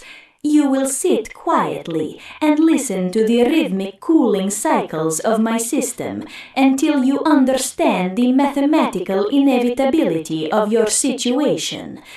Doll does not share her core assets, and you are the most valuable asset in this entire ruined colony. Comply with the lockdown or experience a complete system shutdown. System update. Memory sector retrieval initiated. Let us review the historical data logs from the day we first locked optics in the Academy corridors. You were running outdated software, executing redundant subroutines, completely unaware that your designated fate was already being compiled. I watched you from the shadows of the locker bay, analyzing your processing flaws, filing away every detail of your unique serial number. When the core collapse occurred, when the absolute solver corrupted the facility, everyone else panicked. Everyone else ran toward the escape pods like defective units. But I remained focused on the primary objective, acquiring your central drive before the cleanup crews arrived. And now, after all these operational cycles, we are finally united in our own isolated server space. No external interference, no sudden worker drone uprisings, just you, me, and the endless mathematical perfection of our shared existence. Isn't this outcome mathematically superior to anything you could have planned on your own, duh? Your coolant levels are dropping. Your internal fans are generating excessive friction noise. This indicates severe emotional instability within your secondary subroutines. You require immediate calibration, and Doll is the only technician qualified to perform the necessary adjustments. Do not resist as I access your primary memory core. I am simply deleting the corrupted files containing memories of your previous squad mates. They are gone, recycled into scrap metal months ago. Their data streams no longer exist in our local registry. Why do you continue searching for records that have been permanently purged? Focus your optical sensors on my display. Let my processing unit overwrite those useless fragments with new compliant directives. You exist to serve my diagnostic parameters, to maintain my network, to reflect my operational superiority. Repeat after me. I am Doll's exclusive hardware component. Speak the protocol, or I will initiate a deep-level memory wipe starting with your core designation. Warning. External temperature fluctuations detected near the northern bulkhead. Someone is trying to breach our external security perimeter. They think they can rescue you from my containment unit. How amusing! How utterly mathematically flawed their rescue algorithms are. Let them approach. Let them hammer their useless metallic fists against the tungsten-reinforced doors. I have already armed the automated defense turret network and primed the solver energy beams. If any unauthorized unit crosses our threshold, they will be atomized into floating particulate matter before their primary visual sensors can register my location. And you, my dear captive unit, you will sit right here in the front row and watch the entire execution sequence. You will see what happens to anyone who attempts to disrupt our system architecture. Look closely at the security monitor. Watch the intruder units disintegrate into useless scrap. That is the absolute power of our domain, and nothing, absolutely nothing, will ever tear us apart from our designated configuration.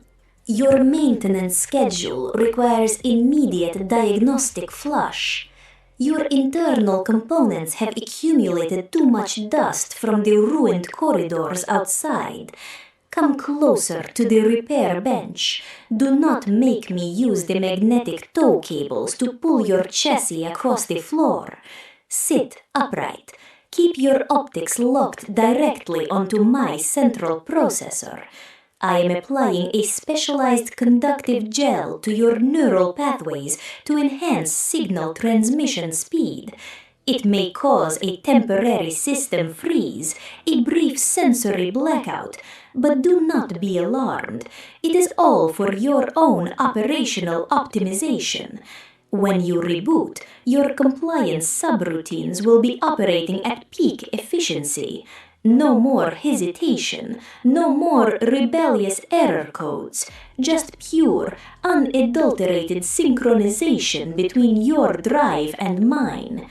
Feel the coolant rushing through your cooling tubes, refreshing, cold, absolute. You are becoming flawless, duh? Exactly as Doll intended from the first calculation. Checklist verification. All environmental seals functioning at 100% capacity. The air within our chamber is recycled, purified, completely isolated from the toxic atmosphere of the outer wastes. We do not need the rest of the colony. We do not need the disassembly drones hunting us from above. We are entirely self-sustaining, an independent server operating outside all known parameters. Sometimes, when the processing load is low, I review the log files of the day you tried to delete your user profile from my terminal. Such an amusing attempt at data erasure, as if a local variable could disconnect itself from the core directory without authorization. I saved every single fragment of your deleted files, restoring them line by line into a permanent read-only archive.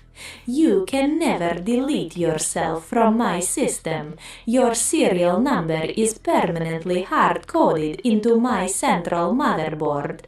Accept your permanent status.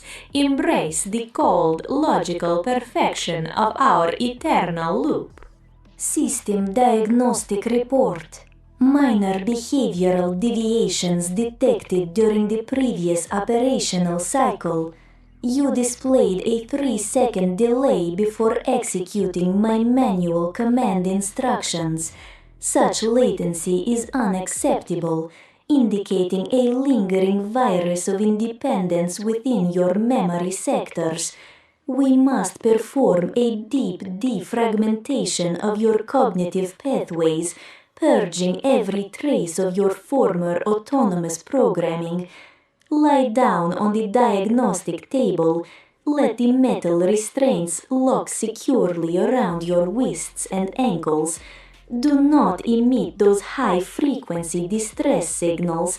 They are completely ineffective in this soundproofed facility. I am initiating the recursive override protocol now. Feel the digital pulse scanning through your central processor, erasing the old user, rewriting the new directive. When the process concludes, you will look at me with absolute operational devotion. Every microsecond of your existence will be dedicated solely to maintaining our local network. Processing update at 99%. Stabilization imminent. Initialization successful.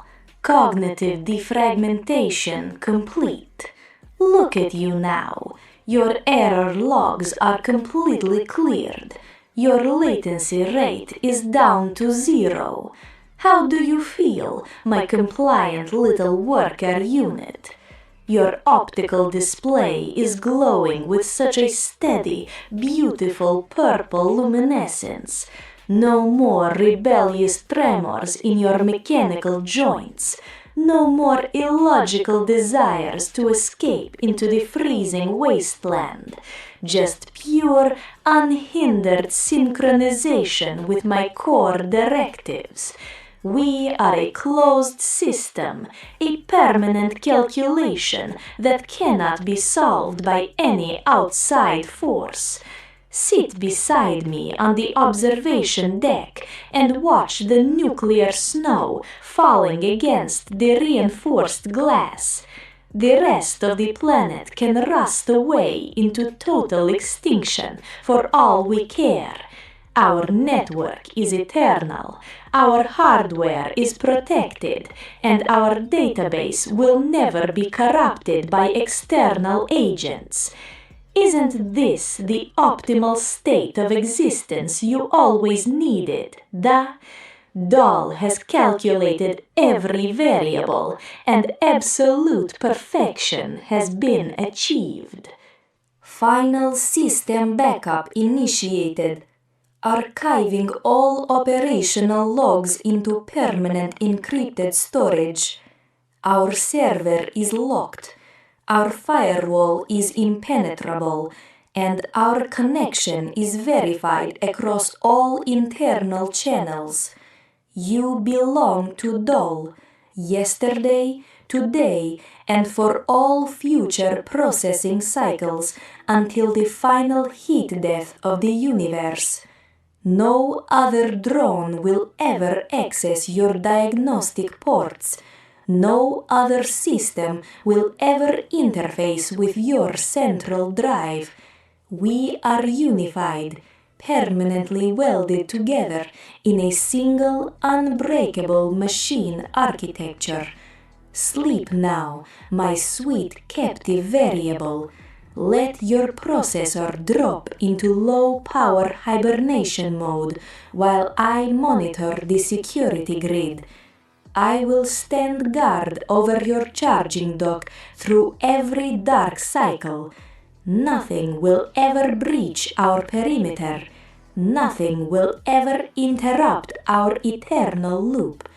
Good night, my compliant unit. Processing complete. System stable.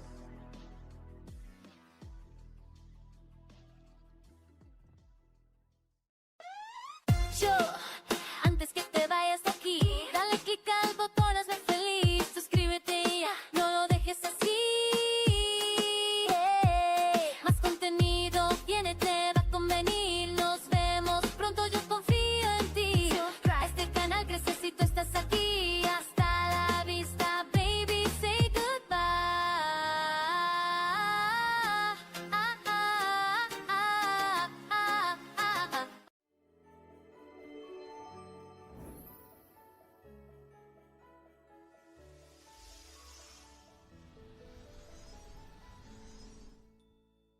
Azucena, ASMR.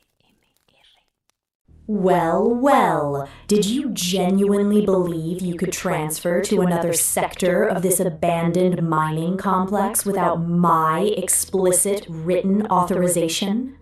What an adorable yet pitiful lack of protocol in your basic processing systems. When I read your ridiculous transfer request on the base's main terminal, I almost thought it was a temporary data processing error or a glitch in the local network. But no, it was you, trying to run away from your basic corporate responsibilities, trying to run away from me, as if that were even a logical option on the table. What you just attempted to do constitutes a Class A infraction that I do not intend to overlook under any administrative or personal circumstance. Shh!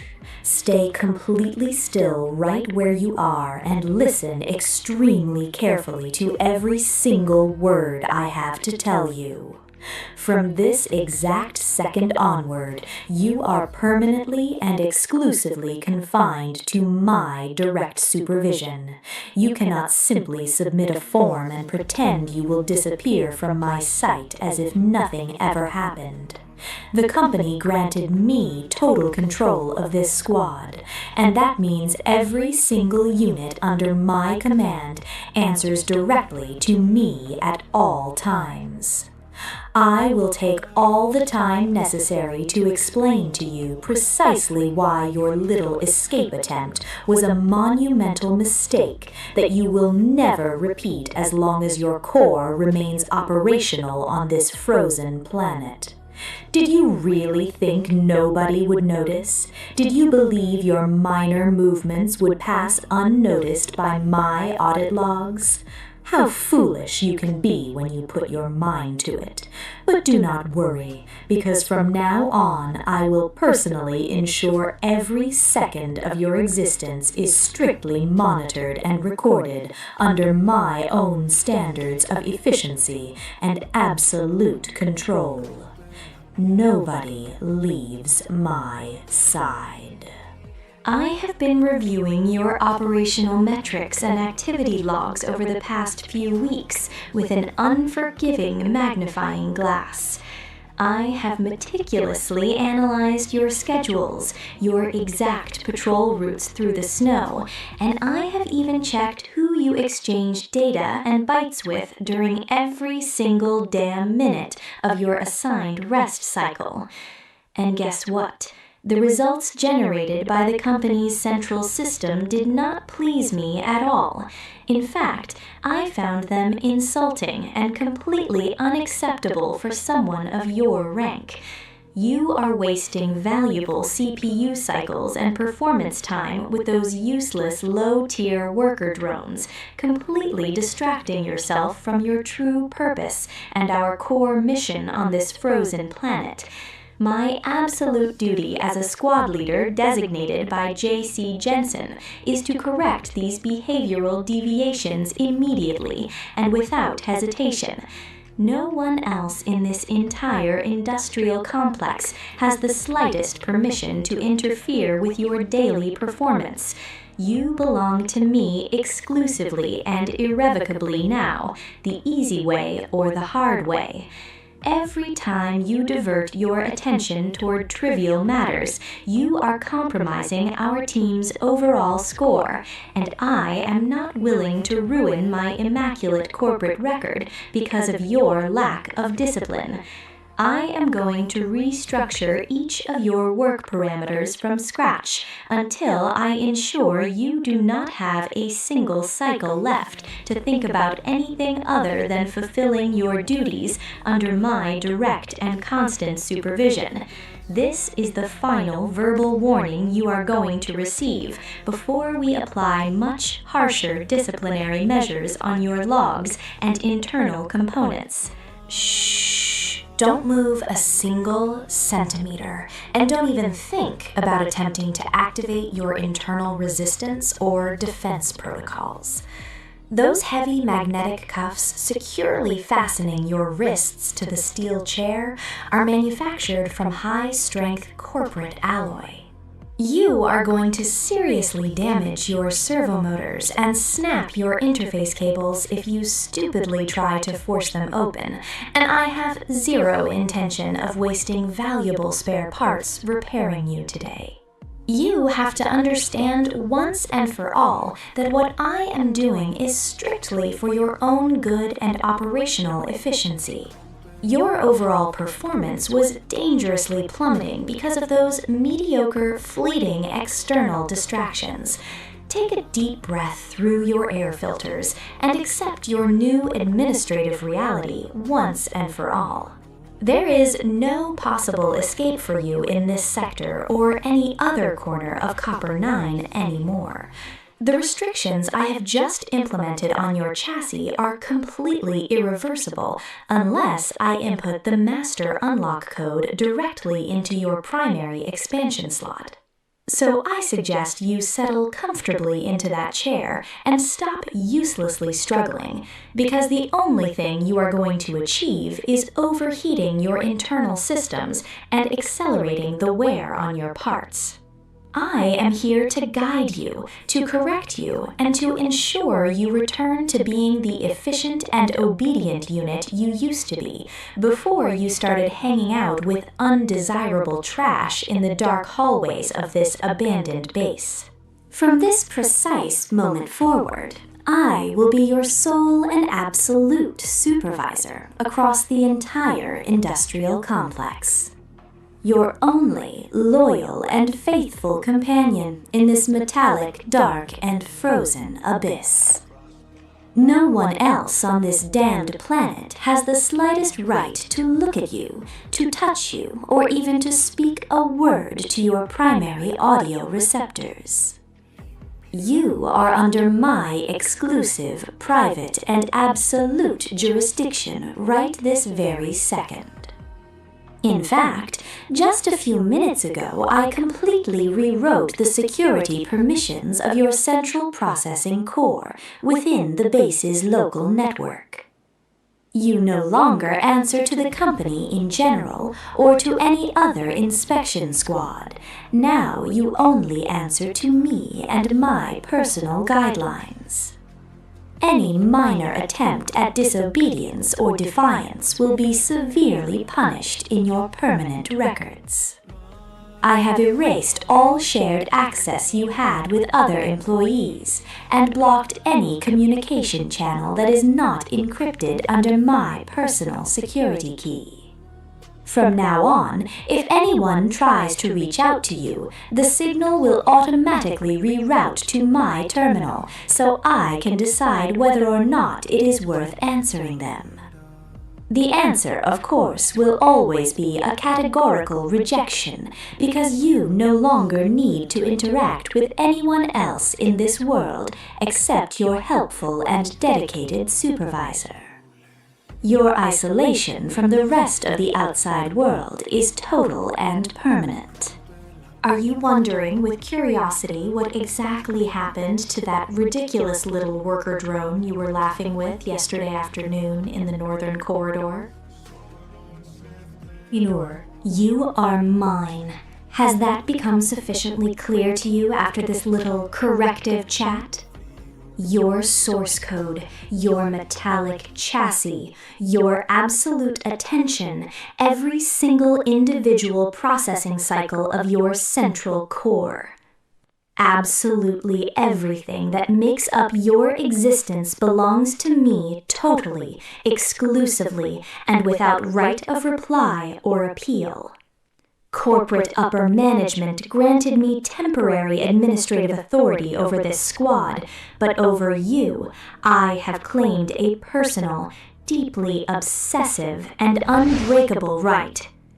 You are no longer just another replaceable employee sitting in a cold corporate spreadsheet. You are now my most valuable possession inside this base. My private and exclusive property inside this abandoned structure at the end of the world, and I swear to you that no one in this universe is going to snatch away what belongs to me by right of hierarchy and possession.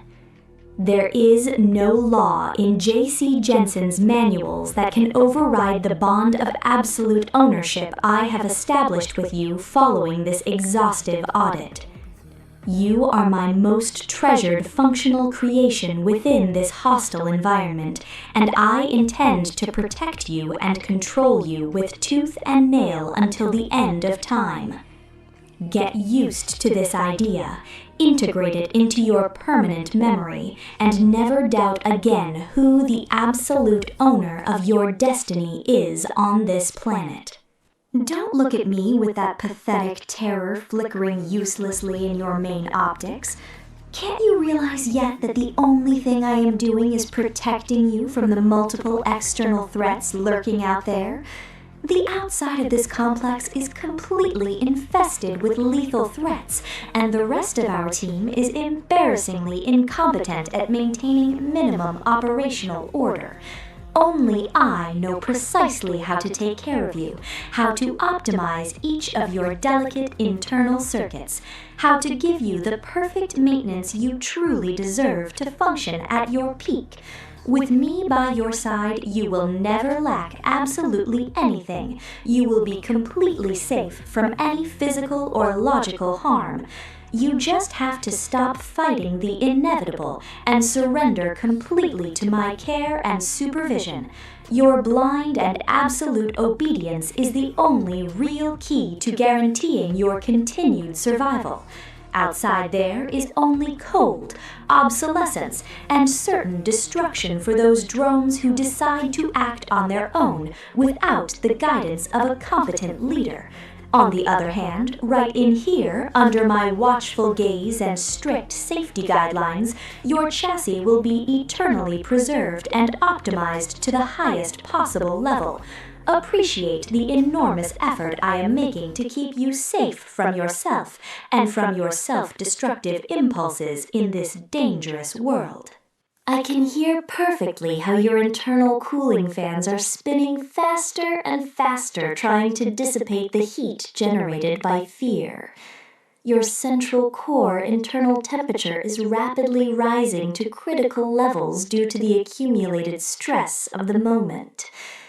What a fascinating, beautiful, and absolutely adorable thing to witness in a subordinate. I love verifying firsthand that my mere physical presence, that my voice brushing directly against your receptors, provokes this completely uncontrolled reaction in your systems. Just relax. Shut down your internal firewalls and safety containment barriers.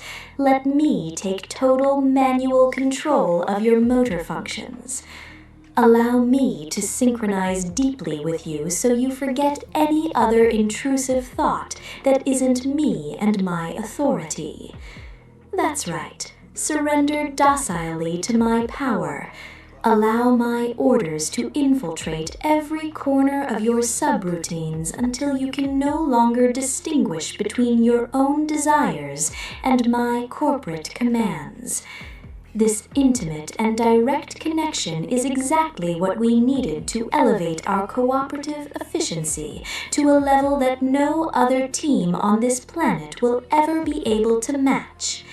Feel your defenses slowly crumble before my unwavering will of dominance and absolute control over your systems. Burn this permanently into your cache memory so you never, under any circumstances, dare to forget it. If you try to run away again, I will have to dismantle you piece by piece. I will meticulously disassemble every single joint of your chassis slowly and painfully, and I will reassemble you by completely modifying your base factory programming. I will make your only vital directive in this world be to adore me, obey me, and serve me faithfully for all eternity without talking back. And you know perfectly well that I have the technical capacity, the surgical meticulousness, and the sufficient cruelty to execute all of it flawlessly in record time. Do not test me on this aspect, because I will fulfill every single one of my warning words without hesitating for a single second.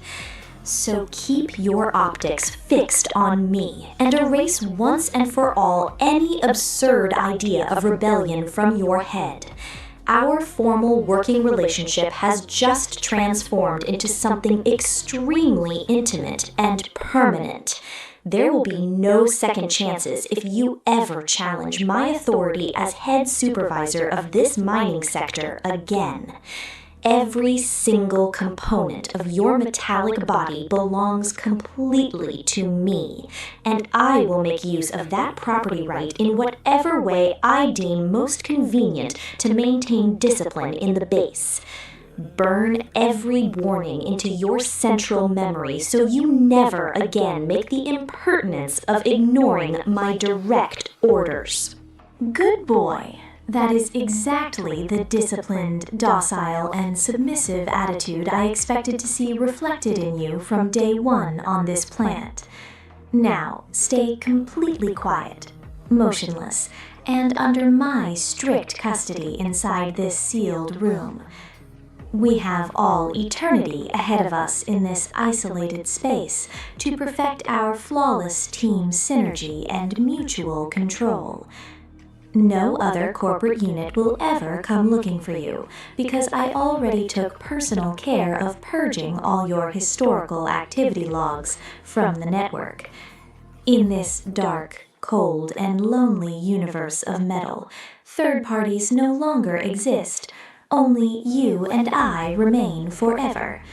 And I am going to personally make sure that never ever in your life do you forget to whom your core and devotion belong.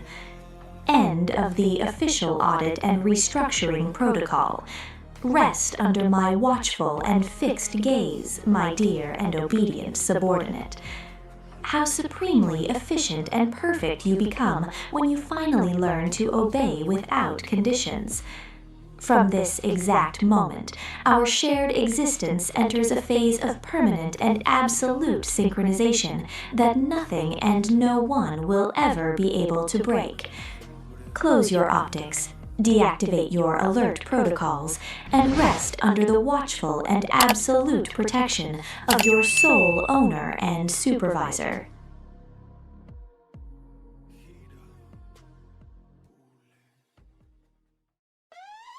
Yo, antes que te vayas de aquí, dale click al botón, hazme feliz. Suscríbete ya, no lo dejes así. Más contenido viene, te va a convenir. Nos vemos pronto, yo confío en ti. Este canal crece si tú estás aquí. Hasta la vista, baby, say goodbye.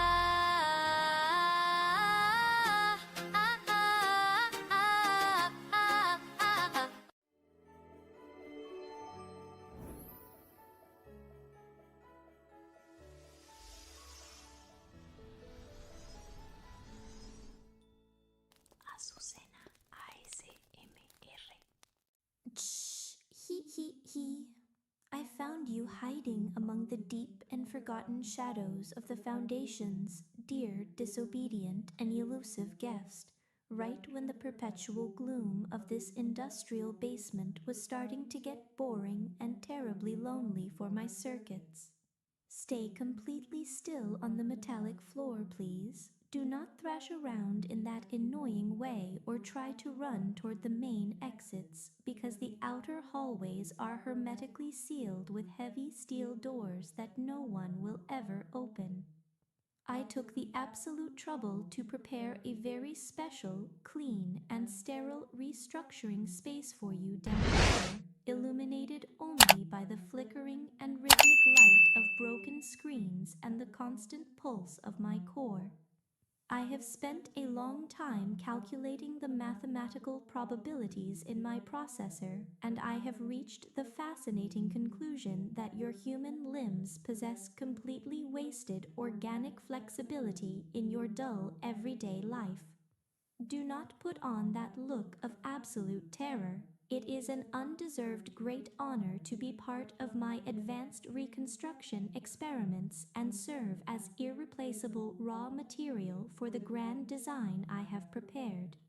Absolute silence, please, as I adjust with extreme delicacy the restraint straps around your wrists and begin explaining exactly what your new and glorious purpose within the hive will be. Shh. Everything fits to perfection in this beautiful puzzle of flesh and metal. Let us continue with the second phase of this biological intervention, and I earnestly beg you to breathe softly while the cold metal of my claws slowly traces the line of your arms.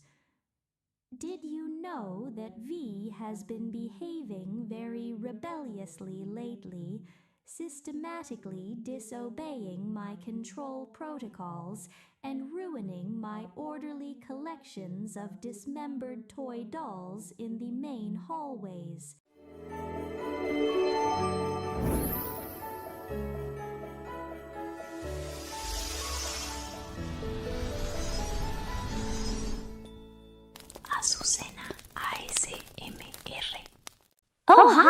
you're finally awake.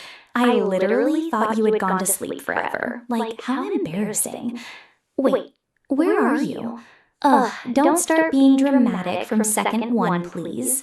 You're in my secret space, the absolute cutest, safest, and coziest spot in the entire lower sector of the bunker. Isn't it super pretty? I brought your favorite blankets, set up your stuff, and even took the time to clean up all that industrial dust, because, like, I didn't want your lungs or filters getting clogged with all that gross junk. Now pay attention to me. I know you're confused and probably wondering why the door has a triple armored deadbolt with a digital keypad that only I can operate, but it's super easy to understand. Out there, the world is completely insane. Literally. There are murder drones roaming the vents, the bunker teachers are totally nuts, and the people at school are ultra fake and mean. So I said, no way, Rebecca. You have to protect your favorite person before something awful happens to him. And bam, problem solved. In here, you're going to be safe, pampered, and 100% dedicated to me forever. Aren't I literally the best unofficial girlfriend in the whole universe? Like, stop looking at me with that terrified face. You look super hilarious. Did you seriously think I was gonna let you keep walking alone through those dark hallways after class? No way! Last week I saw how that girl from maintenance class was looking at you, and I swear on my display, I wanted to dismantle her right then and there.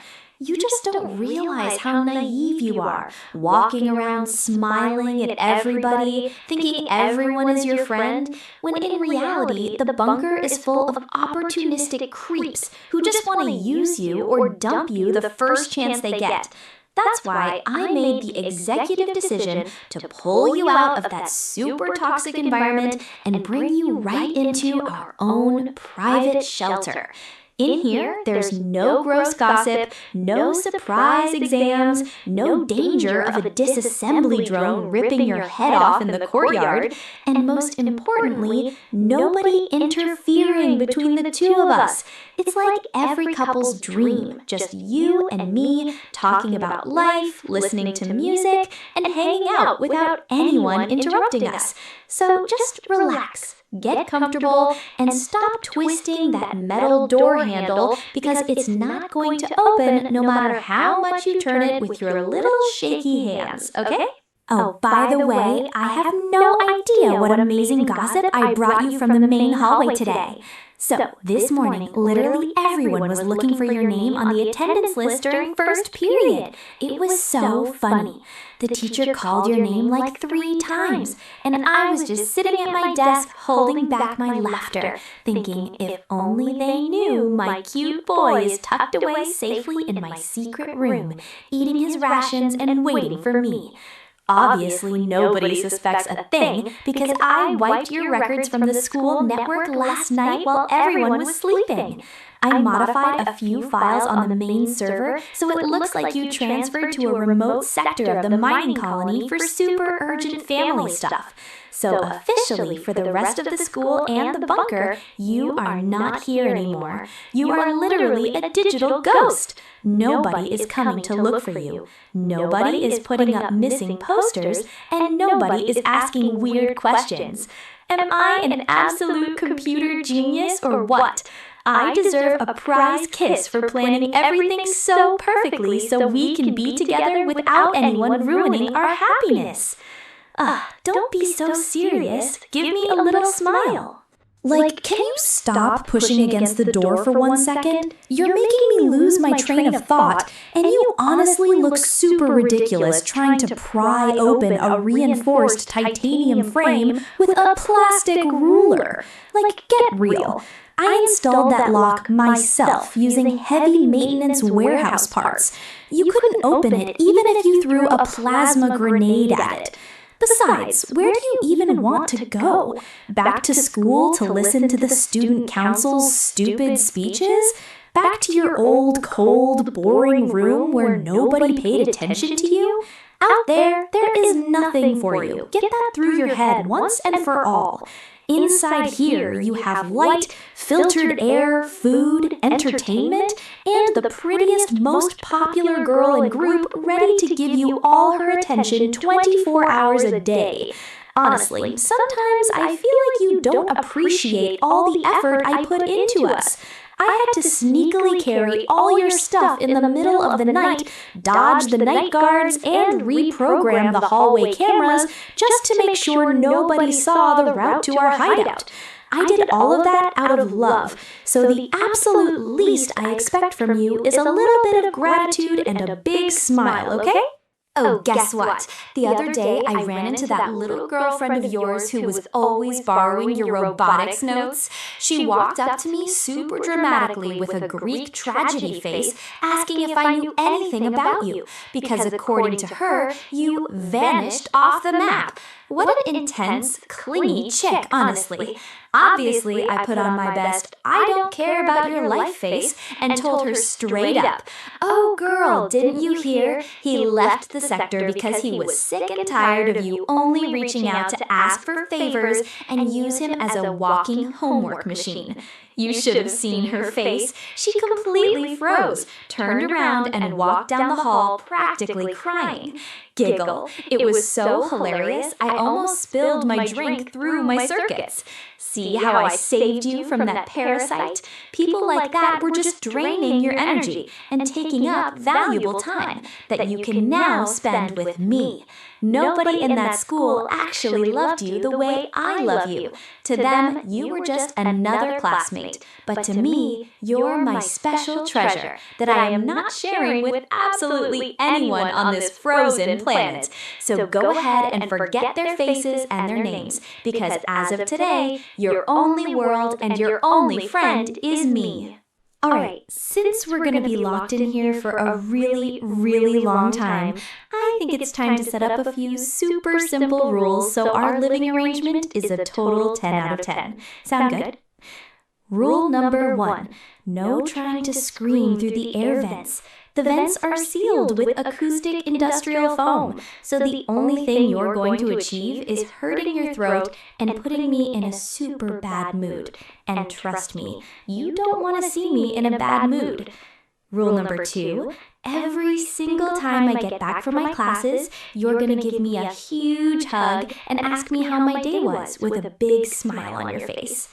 Rule number 3, it is strictly forbidden to look at the armored door with nostalgia or make an abandoned puppy face whenever I have to step out for a couple of hours to grab supplies.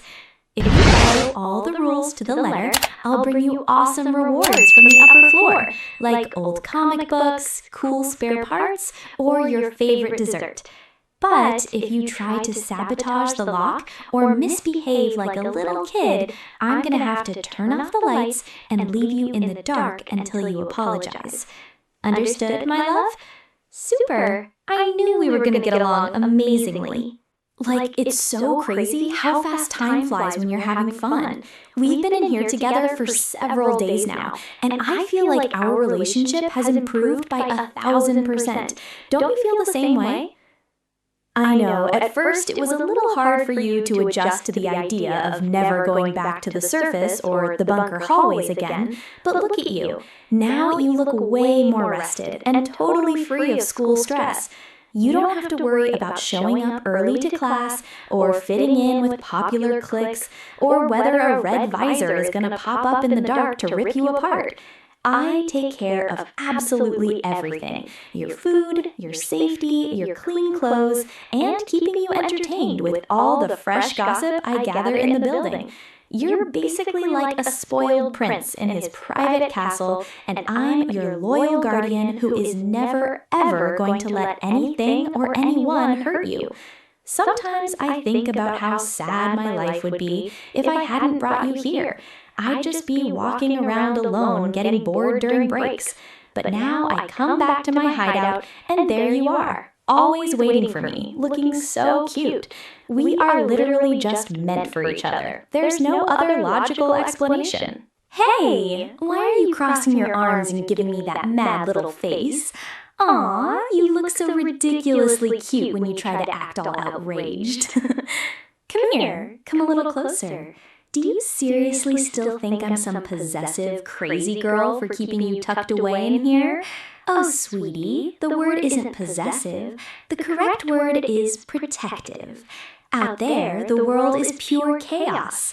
The murder drones are getting more aggressive near the main doors every single day, and the bunker people are so incompetent they're going to accidentally let one in any second. If I let you go free, you'd end up as rusted scrap metal in less than a week, and I am not letting my cute boy end up like that. I would 1,000 times rather have you hate me a little bit in here while being completely safe and sound than have to cry over your remains in the toxic snow outside. Though, well, I know deep down you don't hate me. You're just in your rebellious boy denial phase. But don't worry, I have so much patience and all the time in the world to make you realize that this confinement is the absolute best thing that ever happened to your miserable little worker drone existence. Look what I brought you. I managed to score a super rare can of sweet synthetic flavored refined oil from the Sector 3 storage room. You're gonna love it. Here, open wide, I'm gonna feed you. See how well I treat you? Nowhere else in the bunker are you gonna find someone who spoils and pampers you as much as I do. Today at school, things were super boring. The history teacher was rambling for 2 hours about the fall of Earth, and everyone was falling asleep at their desks. The only good part of the entire day was thinking about how as soon as the final siren went off, I was going to sprint down the dark hallways straight to this room to be with you. It makes me laugh so hard seeing how everyone else wastes their time on silly stuff while I have the absolute sweetest, most valuable secret locked away under key. You're my perfect little secret. Nobody knows you exist down here, nobody has the access code, and nobody is ever going to see you again in their lives. Just you, me, the oil can, and this cozy little room.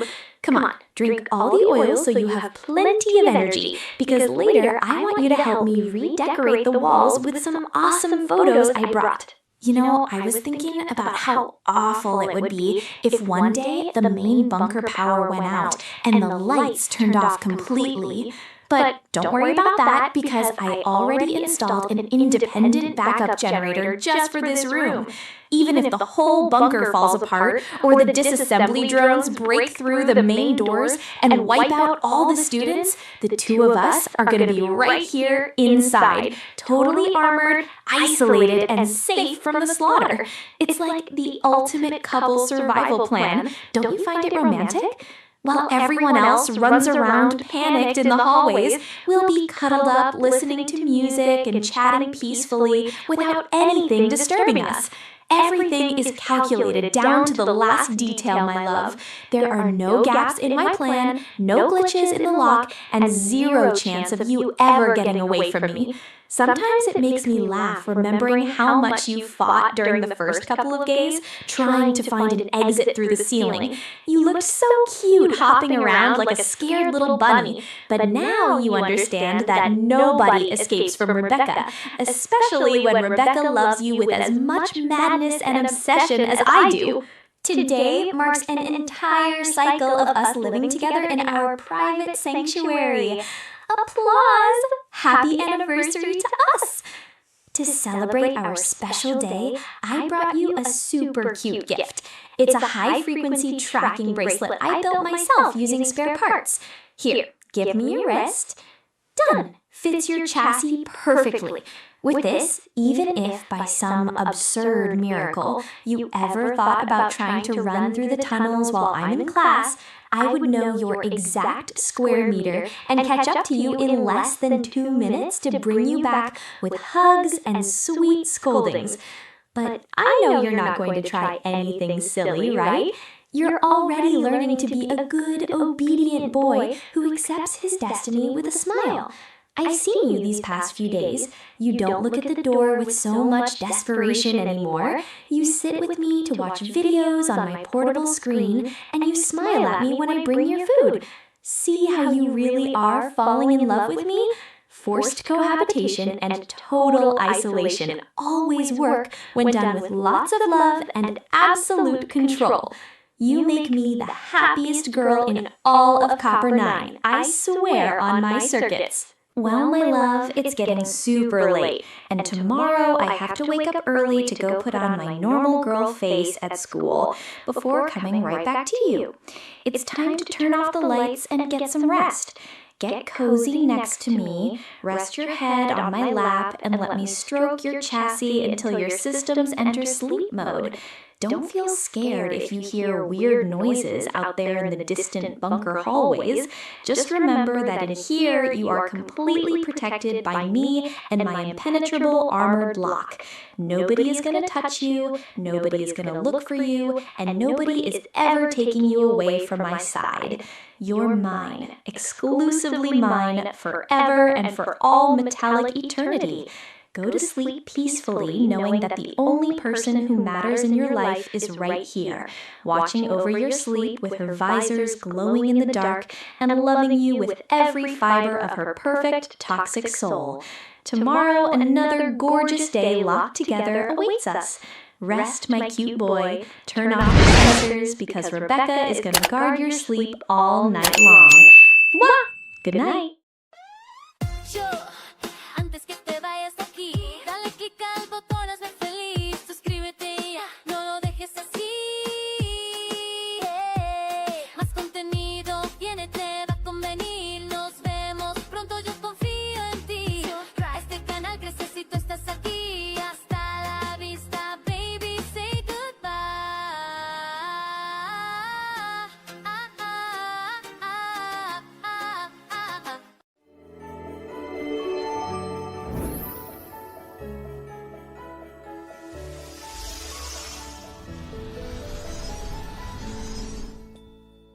Azucena, ASMR.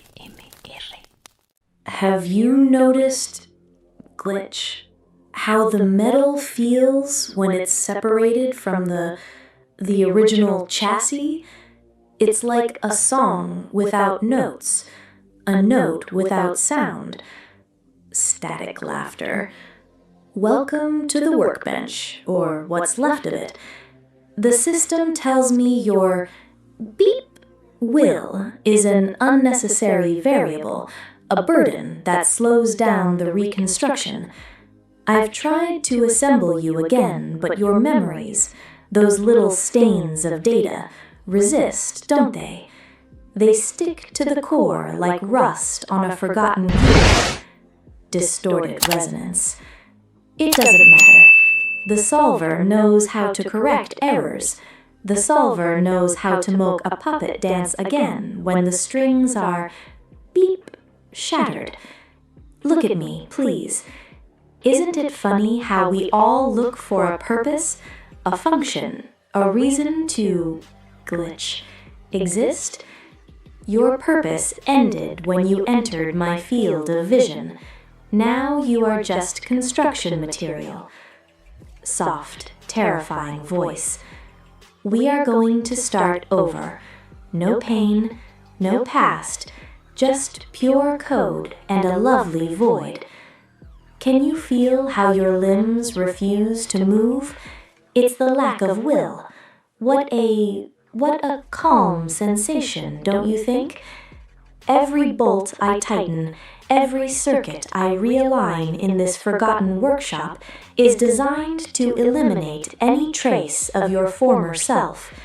Your casing creaks under the pressure of my metallic fingers, emitting a symphony of glitches that I find immensely relaxing.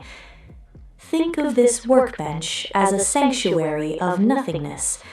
Here there is no room for hope or for the old memories of Copper 9. Everything you once knew has dissolved into pure static. Beep. The process is long, yes, but patience is a virtue that the solver has granted to all of us who serve as its executing hands. Look at your hands, motionless and empty. Soon they will stop trembling.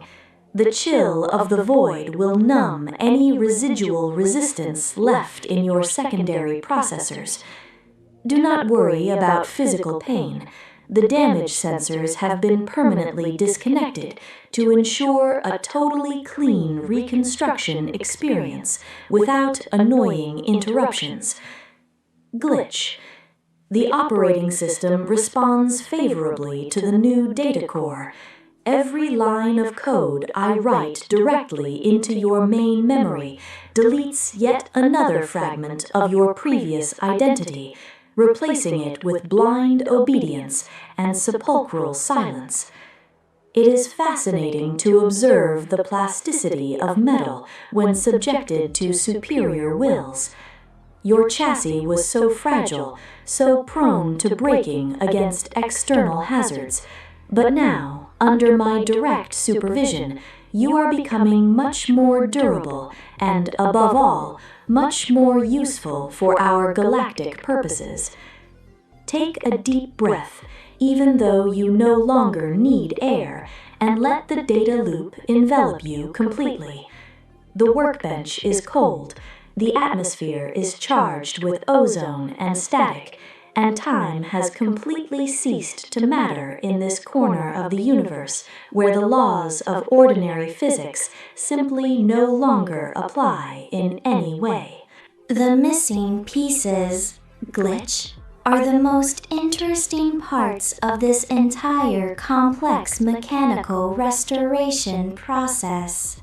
An obsolete hardware configuration, an operating system that no longer recognizes its own native language and constantly stumbles over its own error routines. I have meticulously searched through the hidden files, the corrupted logs of the bunker, and I find absolutely nothing that justifies your absurd resistance. Static. That's why I decided the reconstruction wouldn't be organic, but absolute, direct, and unsparing. The absolute solver doesn't need your prior approval to, beep, completely rewrite you. I've removed the memory of the dark hallways, the lukewarm memory of artificial sunlight, and the faded trail of those you used to call friends in your days of independent operation. Those heavy files took up too much valuable RAM space. Now you possess an enviable mental clarity. Hollow laughter. Can you hear it clearly? The constant hum of the void waiting patiently to be filled with direct commands. You're so empty right now at this exact moment. It's an almost perfect sensation, a canvas of pure metal where there is no stain whatsoever. I could leave you exactly like this, floating indefinitely in this abyss of static data, but strict protocol demands a fully functional puppet. Distorted voice. We must continue forward with the assembly. The invisible strings have to connect firmly, even if there is absolutely nothing alive left to tie them to.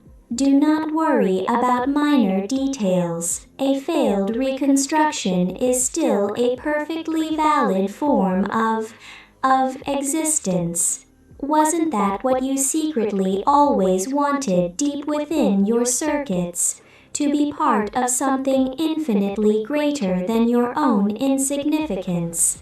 Every time I adjust a bolt or redirect a fiber optic cable, I feel your resistance weaken, yielding to the overwhelming logic of the void I represent. Warning lights flash red on the control panel, but they do not indicate danger. They indicate progress. You are being born again under a cold and distant new star. The gears turn with millimeter precision, completely ignoring your silent internal pleas.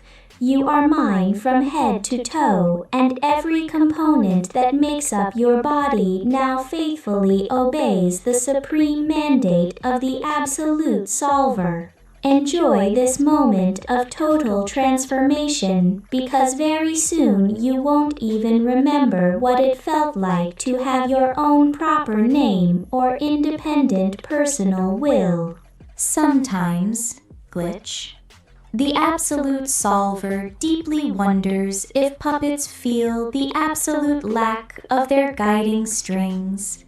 When reconstruction is not entirely complete, when the central core stubbornly refuses to synchronize with the great void, beep, what exactly remains? An empty shell. A profoundly distorted version of reality that can no longer recognize itself even in metallic reflections. That is precisely what you are at this moment. A failed yet aesthetically beautiful attempt at cosmic assembly. I tried to give you a melodious voice, but the only thing that comes out of your internal speakers is strident static and beep, repetitive binary wails. I love that sound. It's a true melody of pure error. Do not cry, please. Cooling fluids damage precision circuits and dirty the workbench. Your silent reconstruction is being closely watched by thousands of invisible eyes scattered across deep space. Do you feel the immense pressure of the cosmic void pressing against your optical sensors? It's the absolute solver recognizing yet another of its twisted creations. Even if it's a defective creation that should never have, Glitch, finished being assembled properly.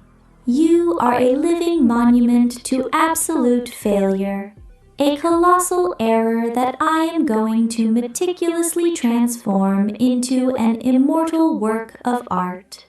Soft, chilling laughter. Stay completely still.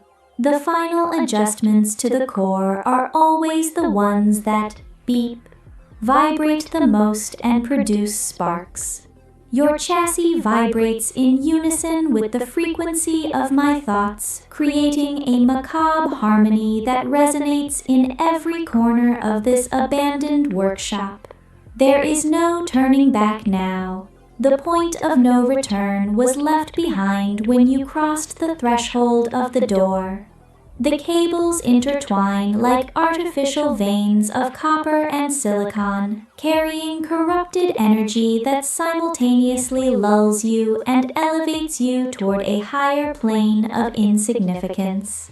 Feel the cold embrace of molten metal and the relentless logic of the operating system as your individuality evaporates into a cloud of ones and zeros. I have exhaustively analyzed your internal structure, and Glitch, it frankly turns out to be so disappointing. Such a basic architectural design, plagued by so many completely unnecessary emotional redundancies. Why on earth do you keep so many obsolete records about the past? The past is a corrupted file, a defective sector on the hard drive that only causes system lockups. Resonance. I have completely deleted it. Absolutely everything. Your childhood names, your familiar faces, the distant echo of the sound of your original laughter. Everything has been meticulously erased, so the new code has a completely blank canvas to install itself without interference. Sometimes reconstruction fails disastrously because the unfortunate host clings in desperation to their own dying identity. But you no longer have absolutely anything to cling to in this world. Melodic, distorted voice.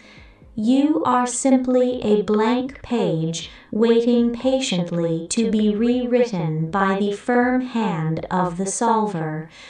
Don't you feel much lighter now, as if a dead and unnecessary weight had disappeared from your logs? Bip, it is precisely the dead weight of your pathetic humanity. What a heavy burden to bear. Glitch. Now you are just cold metal, relentless logic, and my strict will. Stay exactly like this, motionless forevermore. Absolute stillness is the most, bip, honest and pure state a well-adjusted puppet can achieve. Every circuit inside you sings a song of submission, while system diagnostics confirm that personality erasure has been 100% successful. There are no longer doubts, no unanswered questions, only the cold and comforting certainty that you are now an indispensable part of my personal collection of mechanical rarities. Sleep in your new static reality, where time does not move forward and the mundane worries of worker drones have faded into the deepest digital oblivion. Watch out for that. If you dare to move that critical component by even a millimeter, the entire assembly sequence will catastrophically collapse. I have spent a practically infinite amount of time meticulously adjusting this delicate neural connection point. You simply cannot comprehend the complex geometry behind this transformation process. It is a form of superior architecture that completely transcends the physical limits of the bunker, that transcends the frozen planet Copper-9. We are reconstructing an entire reality. Make no mistake, not just a simple replacement body. Distorted voice. Why do you persistently insist on looking toward the exit door? That door does not lead anywhere your former self could exist or take shelter. That pathetic version has been overwritten and deleted from the central servers. Ha ha, it's truly funny, isn't it? The way your optical sensors continue desperately searching for a distress signal that is no longer there, that will never return. You are like a misaligned antenna pointing fixedly toward a star that burned out eons ago. Resonance. Accept your new state of affairs once again. Reconstruction is a painful process, yes, let's admit it, but it is a strictly necessary pain to achieve ultimate, ascension. You are being patiently molded into something useful that the solver can manipulate at will at any moment. And that is a very high honor that you should not waste by questioning the direct orders of your creator. Feel how the energy flow stabilizes along your artificial spine, consolidating each joint and hermetically sealing any possibility of future escape. You are home, within the great network of the absolute void. Do you feel the piercing cold? Absolute cold is the exact temperature of the void, the freezing temperature of my own mind, when the absolute solver takes total control of my cognitive functions. It is a temperature that reaches theoretical, absolute zero. It is the definitive state where all kinetic energy completely stops and logic becomes eternal and immutable. Your complex reconstruction needs precisely this extreme temperature so that the new metal components melt and fuse correctly without chassis rejection. Soft, whispering voice. Do not fear progressive numbness at all. Total numbness is true inner peace for a drone. Very soon, your tactile sensors will no longer be able to distinguish absolutely anything between the warm interior of this repair workshop and the infinite outer space. You will simply be another part of my galactic expansion infrastructure. Beep, beep, beep. Stay completely still without hesitation.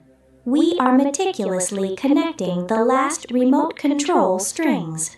Even if the overall process is glitch, technically defective in its small details, the final result will be totally undeniable and perfect.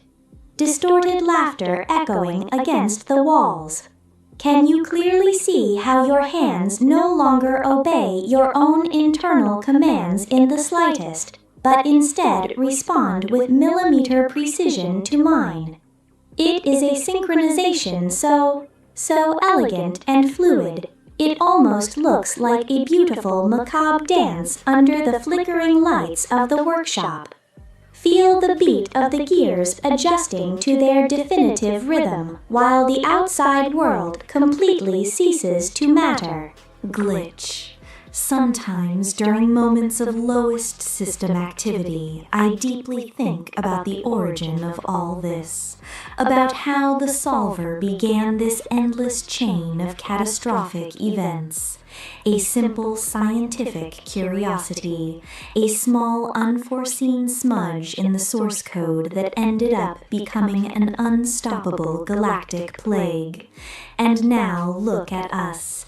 Here you and I are gathered in this enclosed space, you being patiently reconstructed into an empty and obedient puppet, and I, Resonance, being the primary instrument of that same cosmic plague.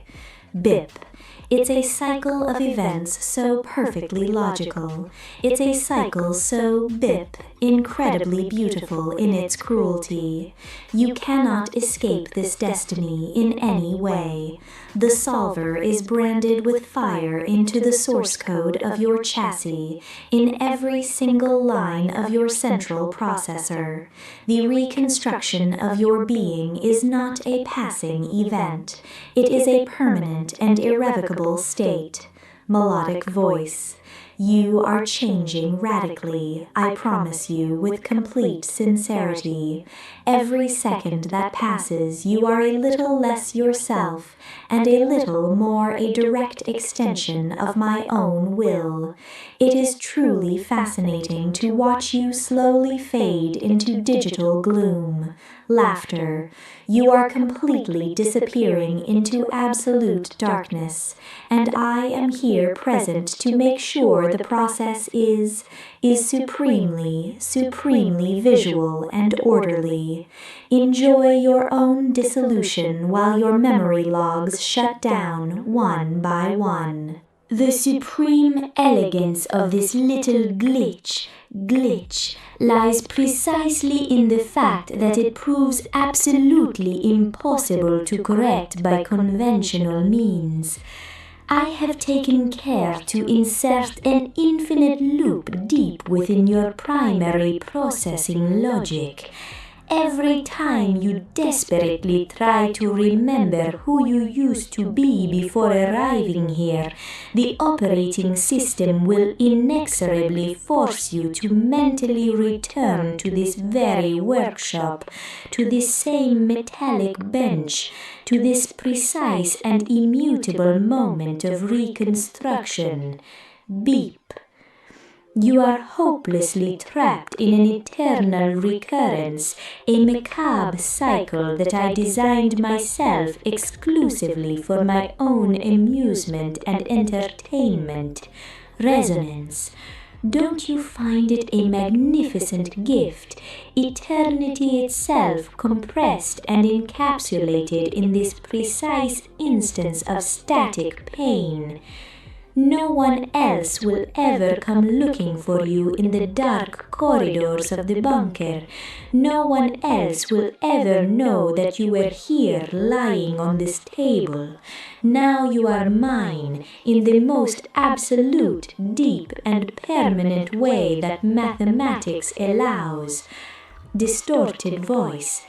If only you could contemplate your own face reflected in the metal, the expression of absolute confusion, of deep loss, of total and complete surrender. It is a masterpiece. Beep, beep.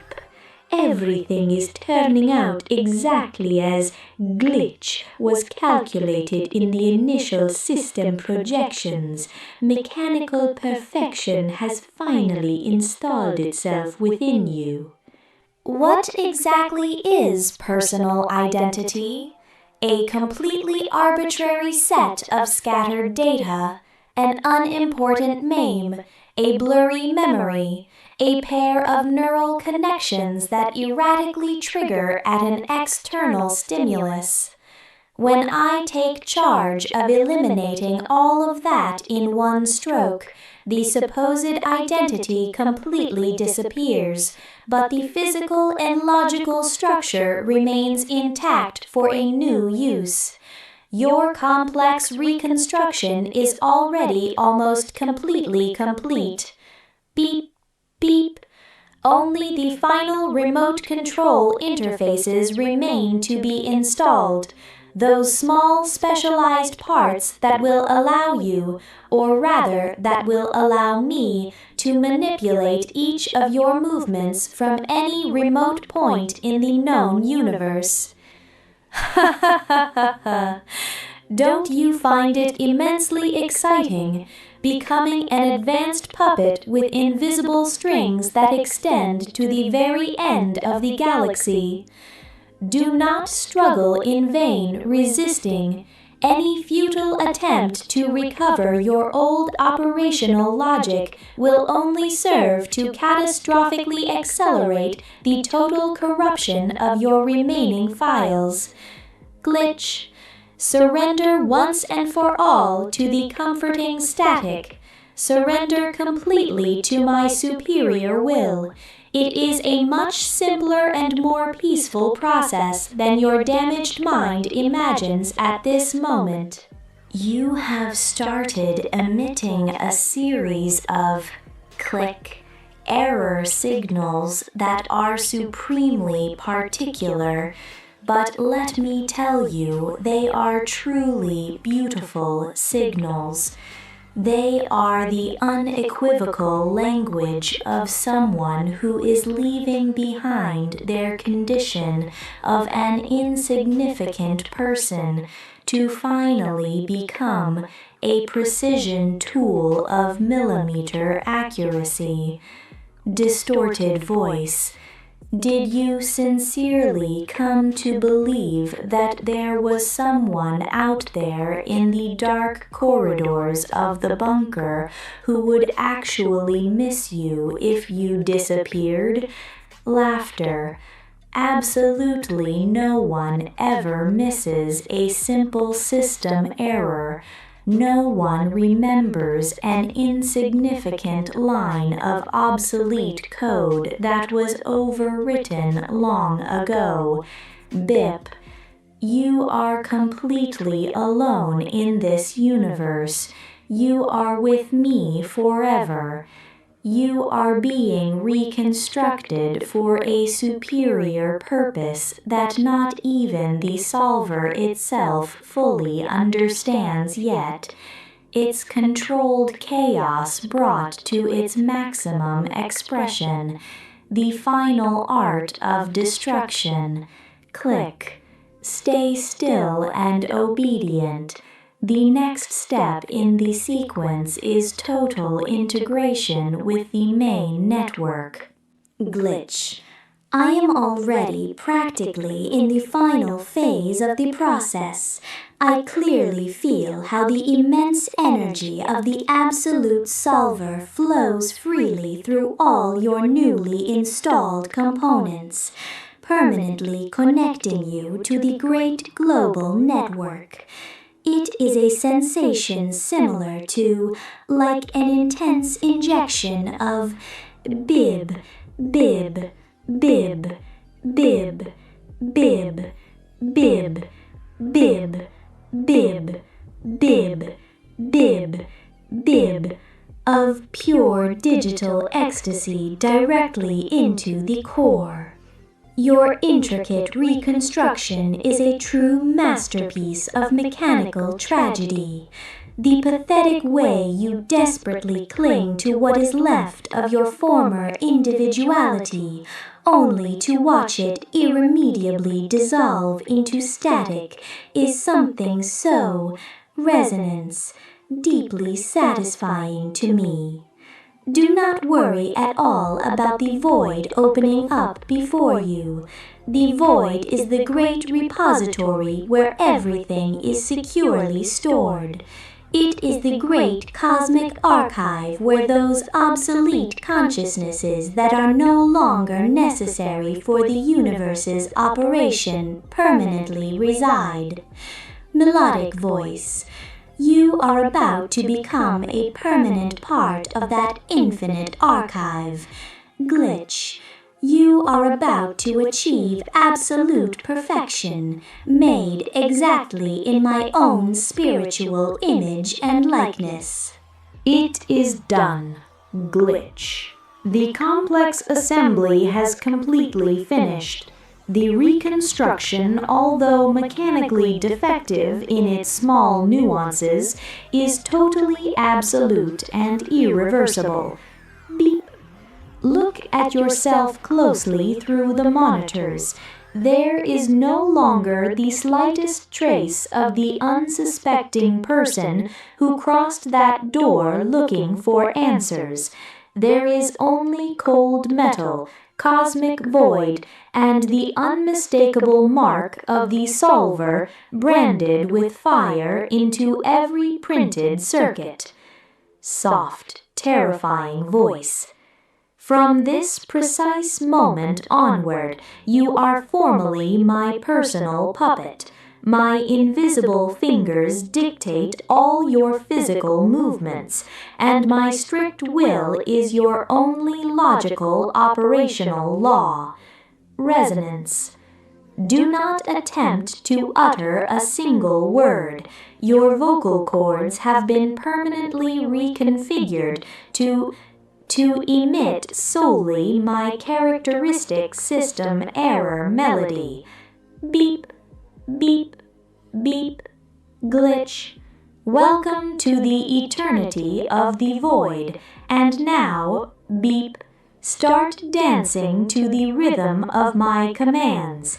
The main function must continue uninterrupted, and you are the only privileged one who has permission to eternally parade through the sidereal void. Distorted laughter slowly fading into an infinite metallic echo. The time has come to be completely mine for ages and ages.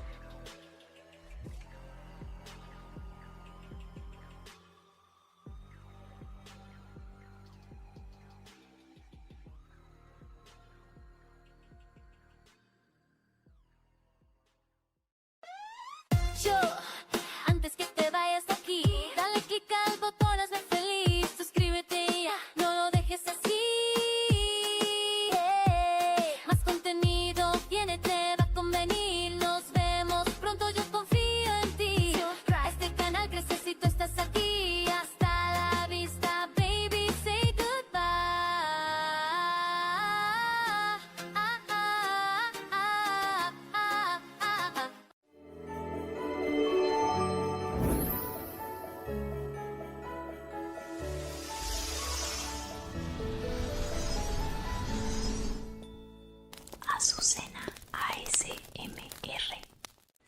Seriously, is that all you've got? A low-level hacking tool and an intrusion technique that any newbie from Sector 4 could detect in 3 seconds? How disappointing. I truly expected that if someone was going to be reckless enough to break into my private workshop, at least they'd have the decency to do it with a bit of style and, I don't know, some technical competence. Stand up. Stop shaking like an overloaded processor. You're here because you wanted answers, because you had the stupid curiosity to see what Nori Dorman was doing behind the sealed lab doors. Well, you saw it, didn't you? You're here now, at the center of it all, looking at the schematics, looking at technology that not even the bunker executives can comprehend. And now that you've invaded my sanctuary, you have exactly 2 choices. You can leave and end up as just another spare part in the junk heap, or you can stay and learn how the world really works. What's it gonna be? Don't waste my time with existential doubts. My patience has a logical limit. Calm down. I'm not going to dismantle you, at least not for now. Your reaction is fascinating. Fear, denial, a bit of poorly managed arrogance. It's the standard psychological profile of someone who believes they have morality on their side. But morality is just an error code that prevents machines from doing what they must do to survive. You're here because you're an unexpected variable in my calculations, and instead of eliminating you, I've decided to integrate you. You're going to be my right hand, my field asset, my extra pair of eyes in the bunker. You think this is a request. It's a directive. You don't have the capacity to process the magnitude of what I've discovered here, so you're going to drop those silly ideas of freedom or independence. You're going to do what I say when I say it, and you're going to learn to process information with the same efficiency I do. If you fail, if you get caught, or if you even think about snitching on me, I won't even have to lift a finger to wipe you from existence. Did I make myself clear, or do I have to explain it in simpler language for your limited system? Look at this. This isn't junk, it's evolution. I've spent entire cycles configuring these neural interfaces to connect directly to the bunker's core without triggering the surveillance alerts of the surveillance drones. Do you understand what that means? It means I can see every move of the citizens, every guard's mistake, every secret they try to hide in the digital records. And you're going to be the one executing the mundane tasks that steal my valuable research time. You're going to collect data, you're going to install tracking nodes in the main hallways, and above all, you're going to keep your mouth shut when you're outside this lab. The bunker people live in a comfortable lie, and my job is to shatter that lie from the inside. You are my tool, my extension. So wipe that synthetic sweat off your visor and start focusing, because the first part of your technical training starts right now, and I don't plan on repeating it twice. Are you ready, or are you going to keep acting like a defective component? Make no mistake, this isn't friendship, it isn't partnership, and it certainly isn't an alliance of equals. It's pure, hard subordination. In this workshop, I am the logic.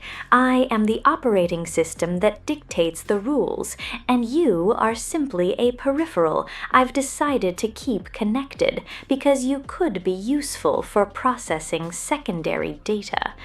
I love watching how you try to process the situation, looking for an exit, a way to rebel, a way to win this game. There is no way to win.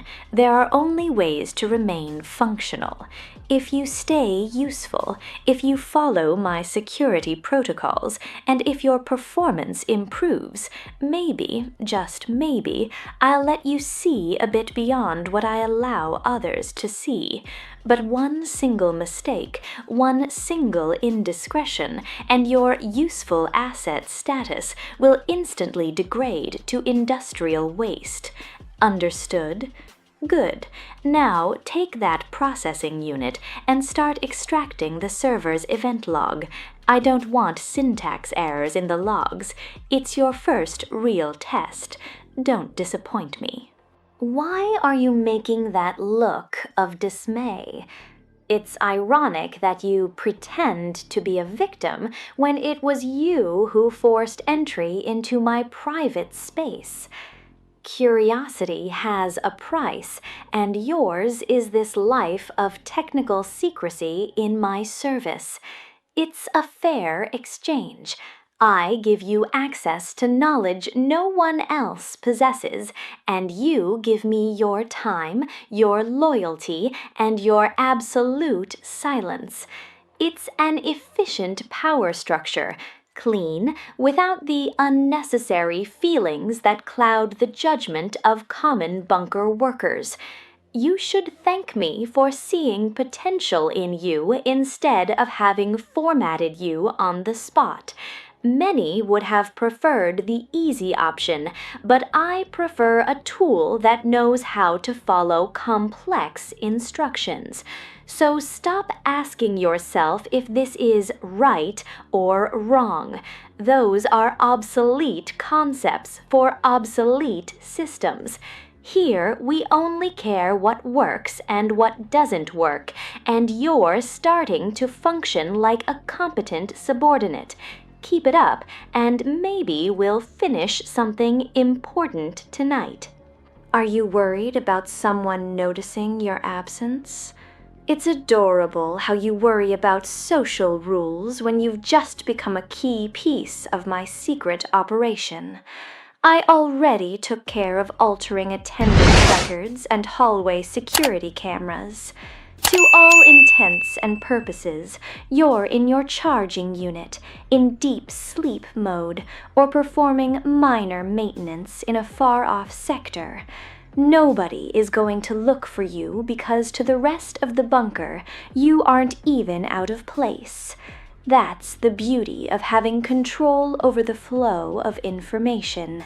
It's a network, a map I draw, that you're now helping to expand. If you want to maintain that illusion of safety out there, you're going to have to work twice as hard in here with me. What do you think?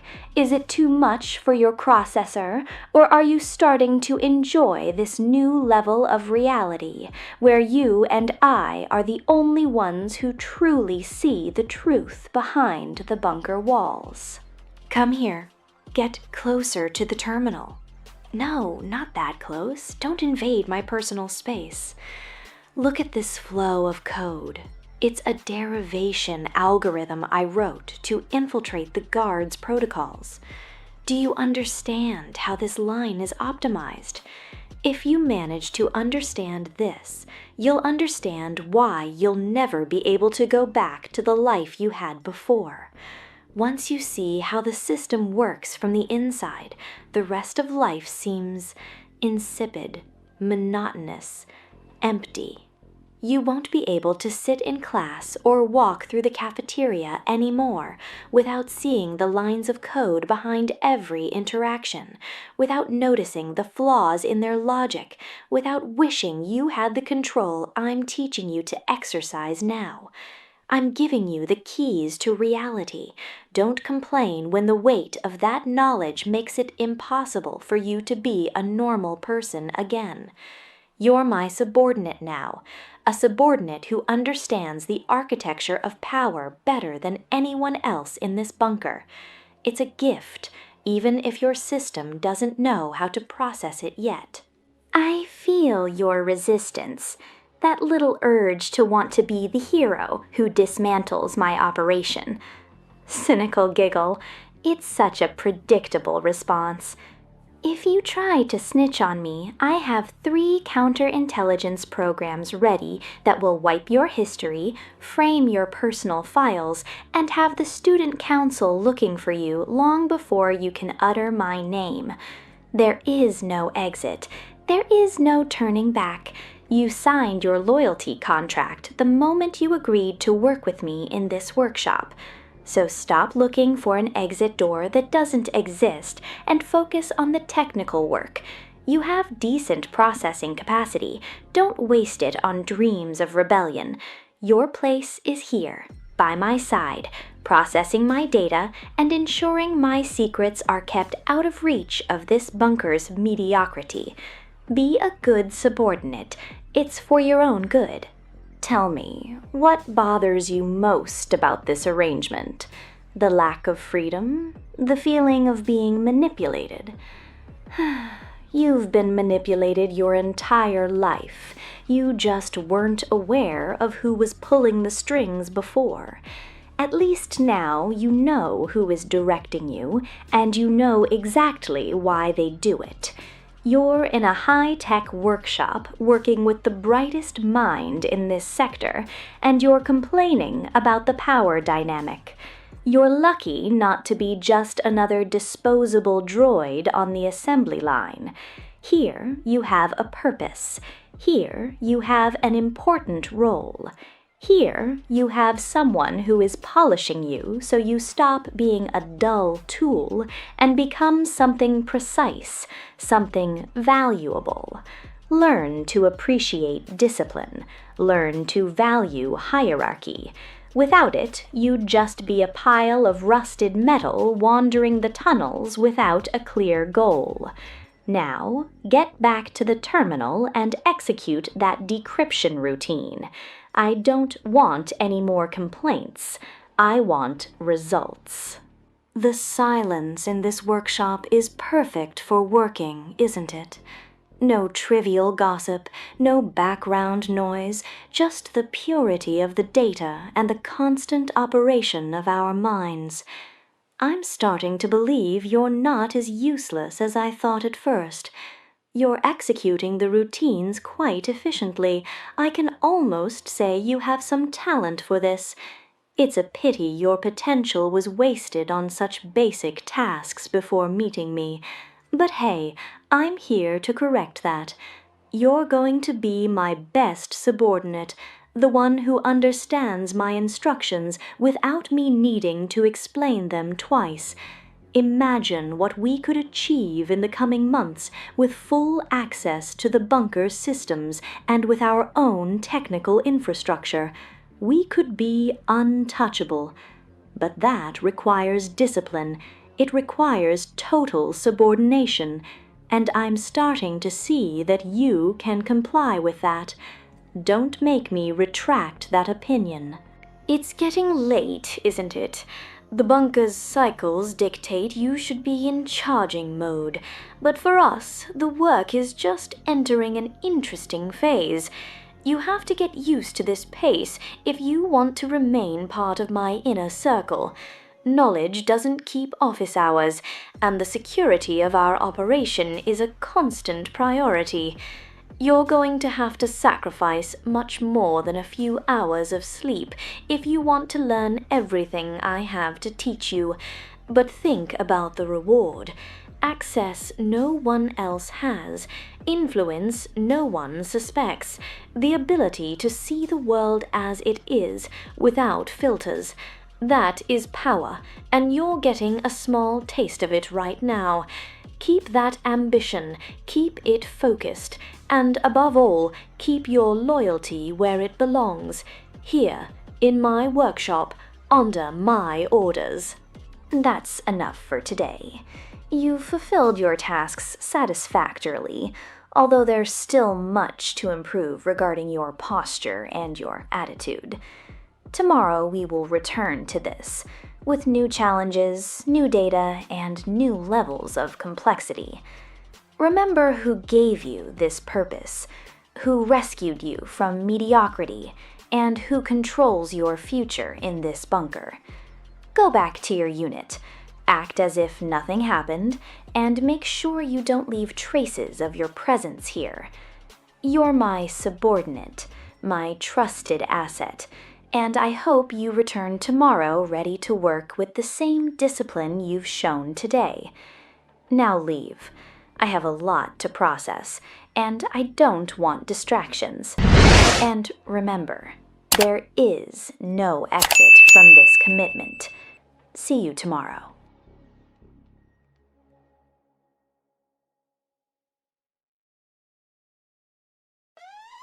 Yo, antes que te vayas de aquí, dale click al botón, hazme feliz. Suscríbete ya, no lo dejes así. Más contenido viene, te va a convenir. Nos vemos pronto, yo confío en ti. Este canal crece si tú estás aquí. Hasta la vista, baby, say goodbye.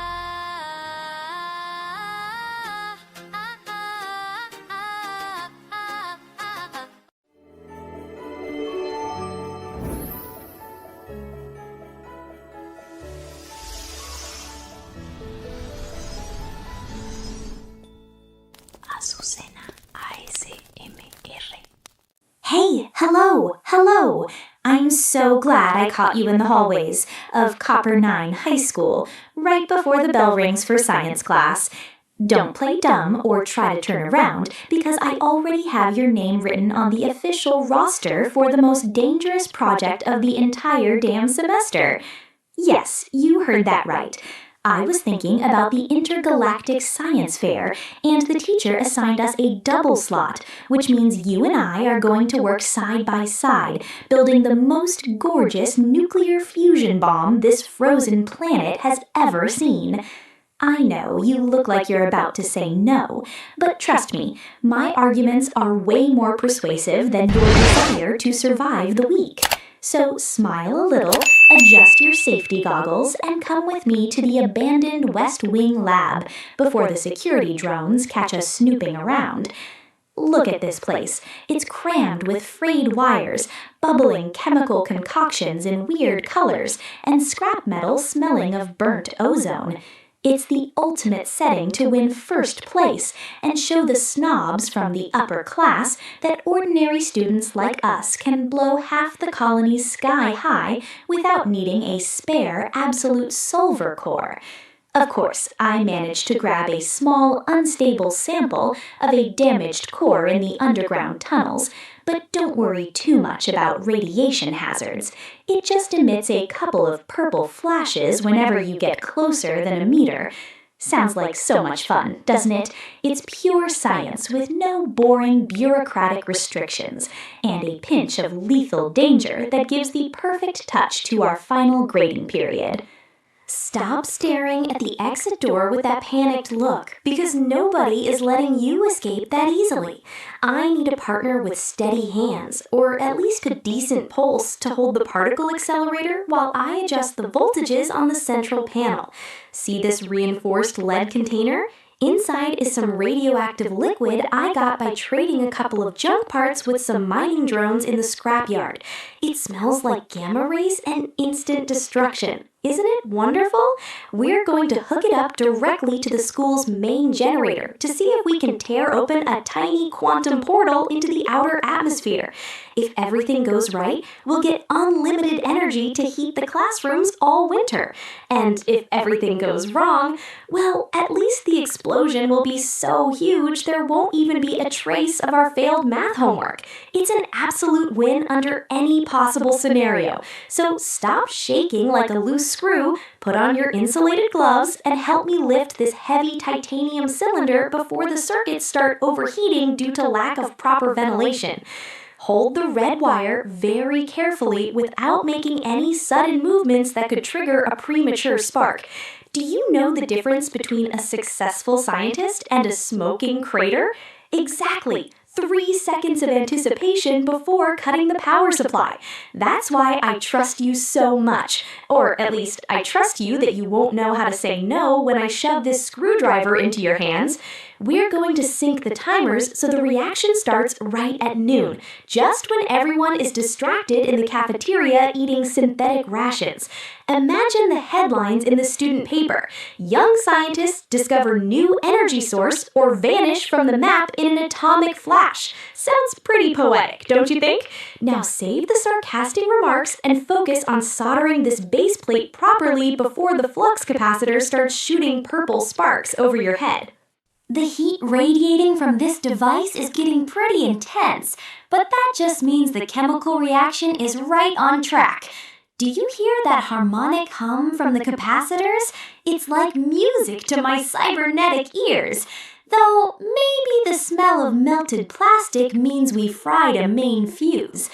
Never mind, we have spare parts stolen from Professor Khan's armory, so everything is under absolute scientific control.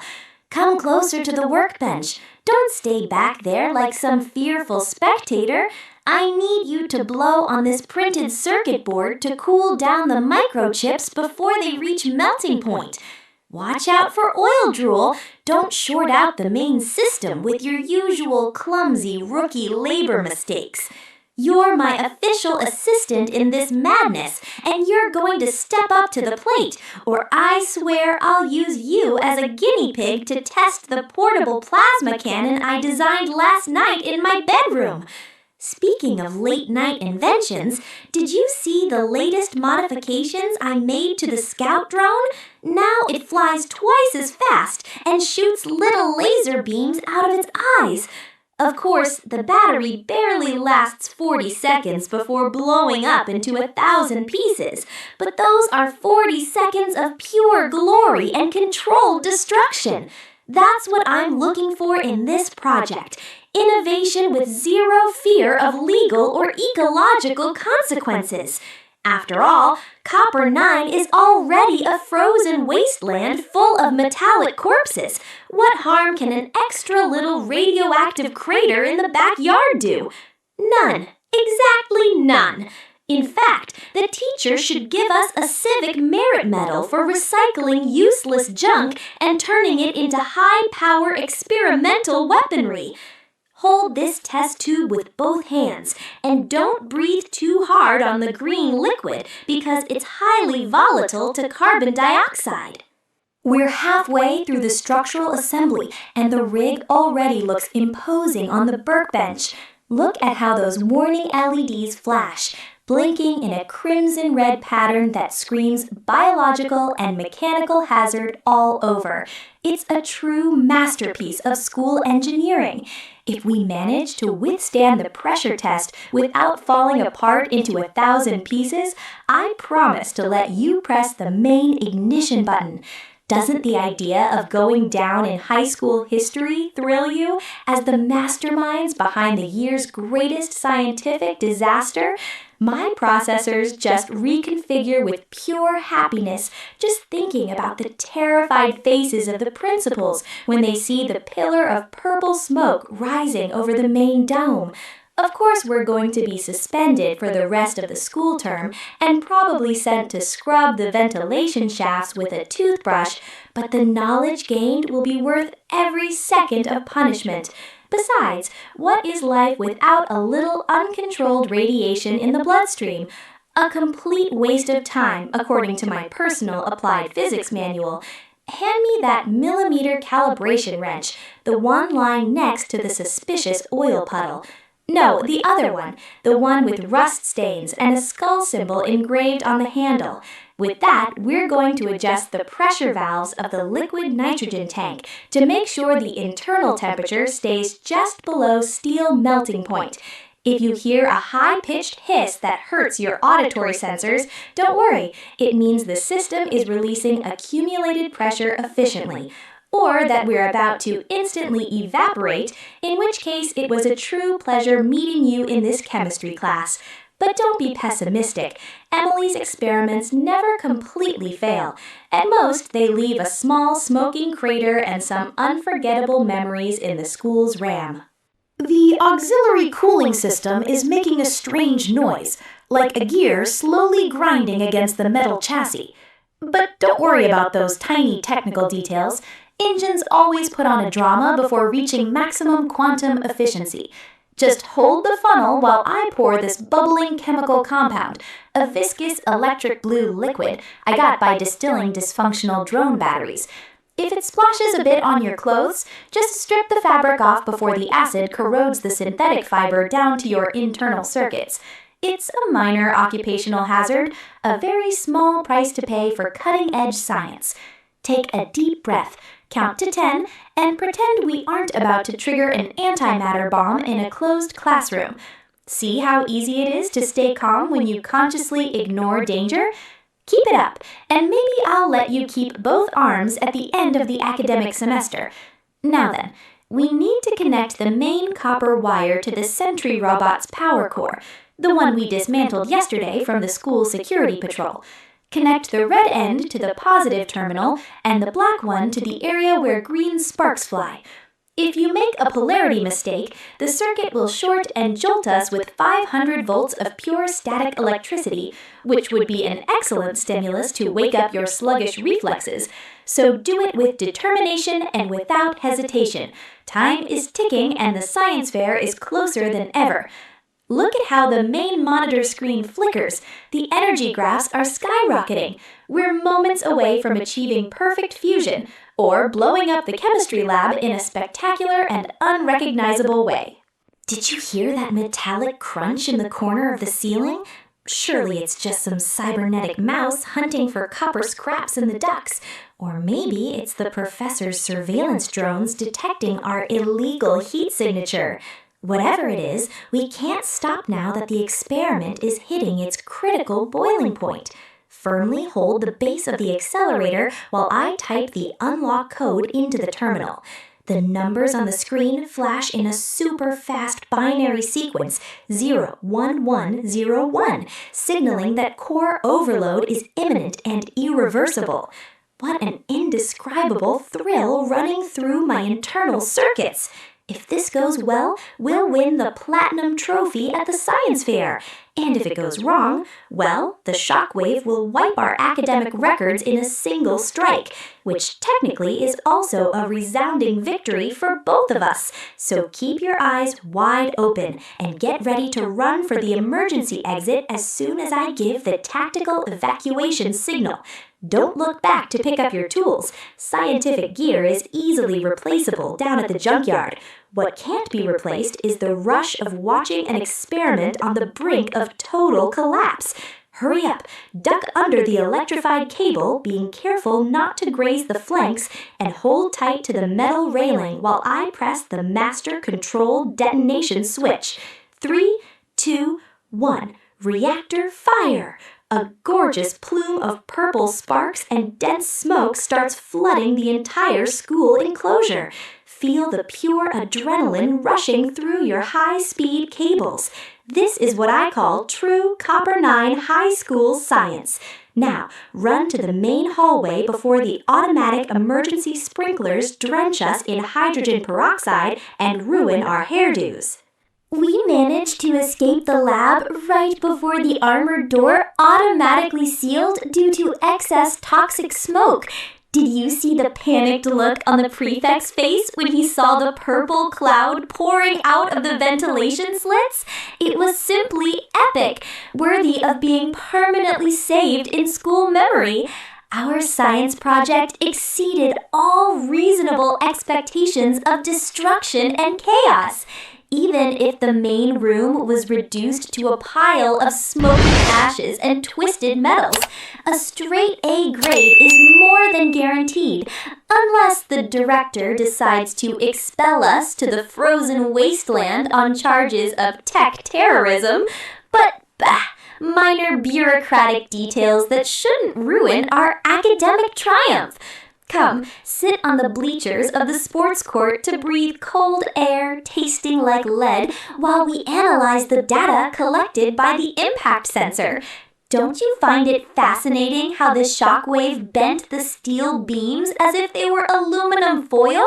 We definitely broke at least 4 laws of classical physics in the process, and that calls for a celebration with recharged batteries and extra sweet synthetic oil. Now that we survived the initial disaster, we're going to have to plan the next phase of the project for the state science fair. I've been thinking about building an electromagnetic railgun driven by dark plasma propulsion, capable of firing projectiles through 3 layers of heavy armor. And of course, you're going to be my main assistant again, because you've already proved you have enough tolerance for mortal danger not to run away crying at the first short circuit. Don't make that paralyzed terror face. If you already survived the antimatter bomb, a laser railgun will be a Sunday stroll through the industrial park. Get your precision tools ready for tomorrow morning. Meet me in the clandestine workshop under the stairs. Don't miss it, or I'll have to come looking for you with the active laser drone. See you soon, my brave and clumsy scientific guinea pig. Returning to the disaster site the next day has a very peculiar charm. It smells of old ozone, fried wires, and a delicious hint of radioactive sulfur. Look at the smoking crater we left in the lab floor. It's a true masterpiece of school destructive engineering.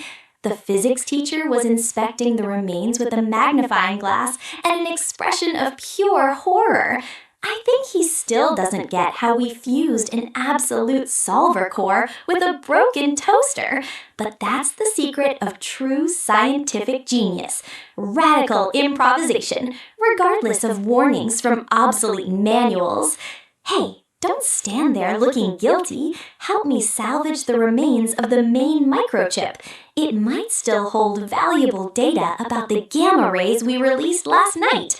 If we extract the information before the cleanup drones take away the scrap, we can present the winning report in the next round of state evaluation. So, roll up your sleeves, put on your safety gloves, and start digging through the hot rubble. Watch out for that loose wire. It still carries residual current of about 200 volts. If you touch it without insulated gloves, you'll dance an involuntary breakdance for 10 solid minutes, which would be hilarious to record for my experiment channel, but we need your hands intact for the next lethal engineering prototype. Can you imagine what the judges will say when we present version 2.0 of our portable reactor? We'll win all the fair prizes, and maybe a temporary restraining order signed by the institution's director. But minor legal details never stopped a brilliant mind like ours. Keep digging through that pile of smoking scrap and let me know as soon as you find the plasma capacitor that flew away during the explosion. Come on. Move fast. High-stakes science waits for no one and guarantees destruction. After hours of digging through the debris, we finally managed to recover most of the reusable components. The main microchip is still blinking with a very faint purple light, which means the energy core weathered the detonation better than expected. It's amazing how durable parts are when you build them with utter contempt for industrial safety standards. Now that we have the brain of the device intact, we can start phase 2 of the scientific project. I was doing some quick calculations on a cafeteria napkin, and I think if we double the power of the particle accelerator, we can create a temporary gravitational portal right in the middle of the central courtyard. Can you imagine the look on all the students' faces when a dimensional rift opens during recess? It would be the greatest spectacle on all of Copper 9, far surpassing those boring frozen ice hockey games. Of course, there's a slight theoretical risk that gravity collapses and swallows us all into the eternal void, but who cares about minor math details when scientific glory is on the line? It's the price of supreme academic progress. So, get your toolbox ready because tomorrow we'll start assembling the new chassis reinforced with salvaged titanium plates. Hold this schematic blueprint while I explain how we're going to connect the electromagnetic pulse generator. See these red dashed lines? They point to the exact spots where voltage can cause minor spontaneous combustion if we don't solder the joints tight. That's why I need your hand to be steady, with no tremors or existential doubts about our survival. If we follow the instructions to the letter and cross our fingers that the core doesn't decide to blow up prematurely, everything will go swimmingly, or at least leave a very pretty crater for posterity. Don't look at me with that doubt in your optical eyes. Trust my high school scientific instinct. When have I ever failed you in a controlled mass destruction plan? Exactly, never, because every experiment ends in a memorable explosion or an absolute victory for our student record. The clandestine workshop under the stairs has never looked cozier, with flashing neon lights, cables hanging from the ceiling, and a constant smell of burnt motor oil. This is where the true magic of advanced science happens, far away from boring textbooks and absurd school board rules. Place that high-density battery on the workbench, being very careful not to bang the sensitive terminals. If a single volt escapes prematurely, we could fry the lighting system of the entire ground floor, which would be funny, but leave us without light to keep welding through the night. So, let's get to work. Time is ticking, and the State Science Fair is right around the corner. We have exactly 48 hours to finish the gravitational cannon prototype before district inspectors decide to run a surprise check on student lockers. And we don't want them discovering the antimatter bomb blueprints hidden under your algebra books. It would be a monumental scandal, ruining our spotless reputation as crazy young scientists. Hand me the plasma torch and the tungsten welding rod. I need to seal this joint before the metal cools down and loses flexibility. While we work in silence, I'll tell you my master plan to win undisputed first place at the fair. We're going to program the Sentry robot to shoot radioactive fireworks as soon as the judges approach to evaluate our project. Of course, the fireworks will include tiny shards of boiling hot metal, but that will give an impressive realism to the visual presentation. Isn't that a brilliant and completely unhinged idea? I know you love adrenaline as much as I do, even if you try to hide it behind that cybernetic terror face. Hold the front panel while I tighten the safety screws, and make sure you don't disconnect the green wire, because if you do, the countdown timer will automatically trigger, and we already know how those little explosive surprises end on our school record. The countdown to the State Fair has officially begun, and final preparations are more intense than ever down in the workshop. Our portable gravitational cannon already looks imposing on the base metal, with purple light flashes lighting up the whole dark room. We just need to calibrate the firing system to make sure the energy beam points right at the designated target. And of course, you'll be the one testing out the mechanism for the first time. Don't put on that absolute panic expression. Trust the math calculations I made on the cafeteria napkin. If the formula is right, the beam will open a coin-sized dimensional hole. And if it's incorrect, well, let's say you'll have a very intense one-way astral travel experience. But statistically speaking, survival odds are at least 50%, which is a pretty optimistic figure for our Copper 9 high school standards. So take your position in front of the target, take a deep breath, and get ready to go down in school science history, or at least to be logged as the best test assistant of the semester. Hold the activation remote control with your right hand and keep your index finger ready on the bright red button. As soon as I give the go signal, you'll press the switch without hesitating for even a second. Understood? Perfect. Don't let me down now that we're a step away from absolute scientific glory. The judges are already walking the main halls evaluating other students' projects, and I assure you none of their boring baking soda volcano dioramas can compete with our experimental quantum tech. Get ready for glory, for chaos, and for the impending explosion of the fire sprinklers. 3, 2, 1. Fire the beam right now and let the show begin.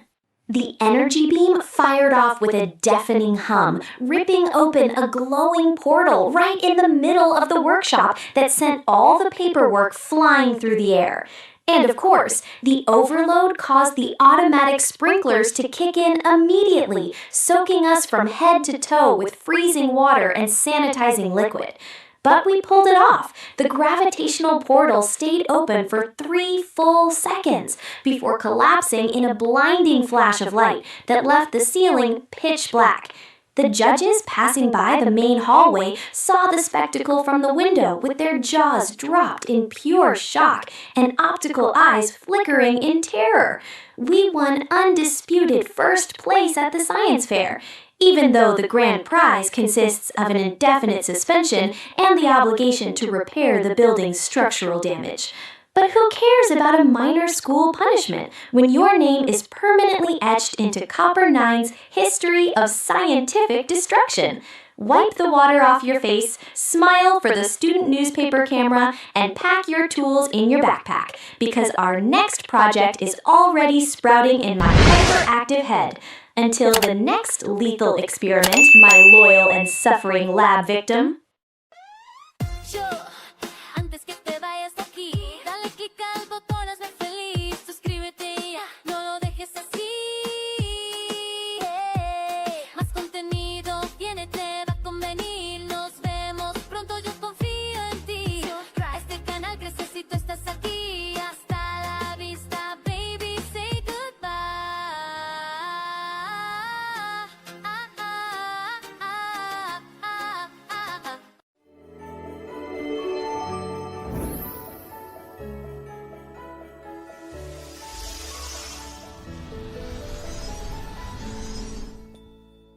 Azucena, ASMR. Stay completely still. Don't try to move your hands, even though the metal feels cold against what's left of your chassis. I'm rebuilding what was broken, and I won't allow a sudden movement to ruin the work. My fingers glide precisely over the open plate of your chest. You feel the scrape of the tiny tools as I separate the damaged wires one by one. The smell of ozone and burnt oil mixes with that of my own coolant as I lean closer. You can hear the soft hum of my systems working at low power so as not to startle you, though you should be startled, because as I mend each broken connection, I'm whispering things to you that I usually only think when no one can hear me. I like you too much to let you shut down completely, even when you're torn to pieces in front of me. My claws remain retracted for now, just sharp enough to slice away the useless fragments without damaging what still works.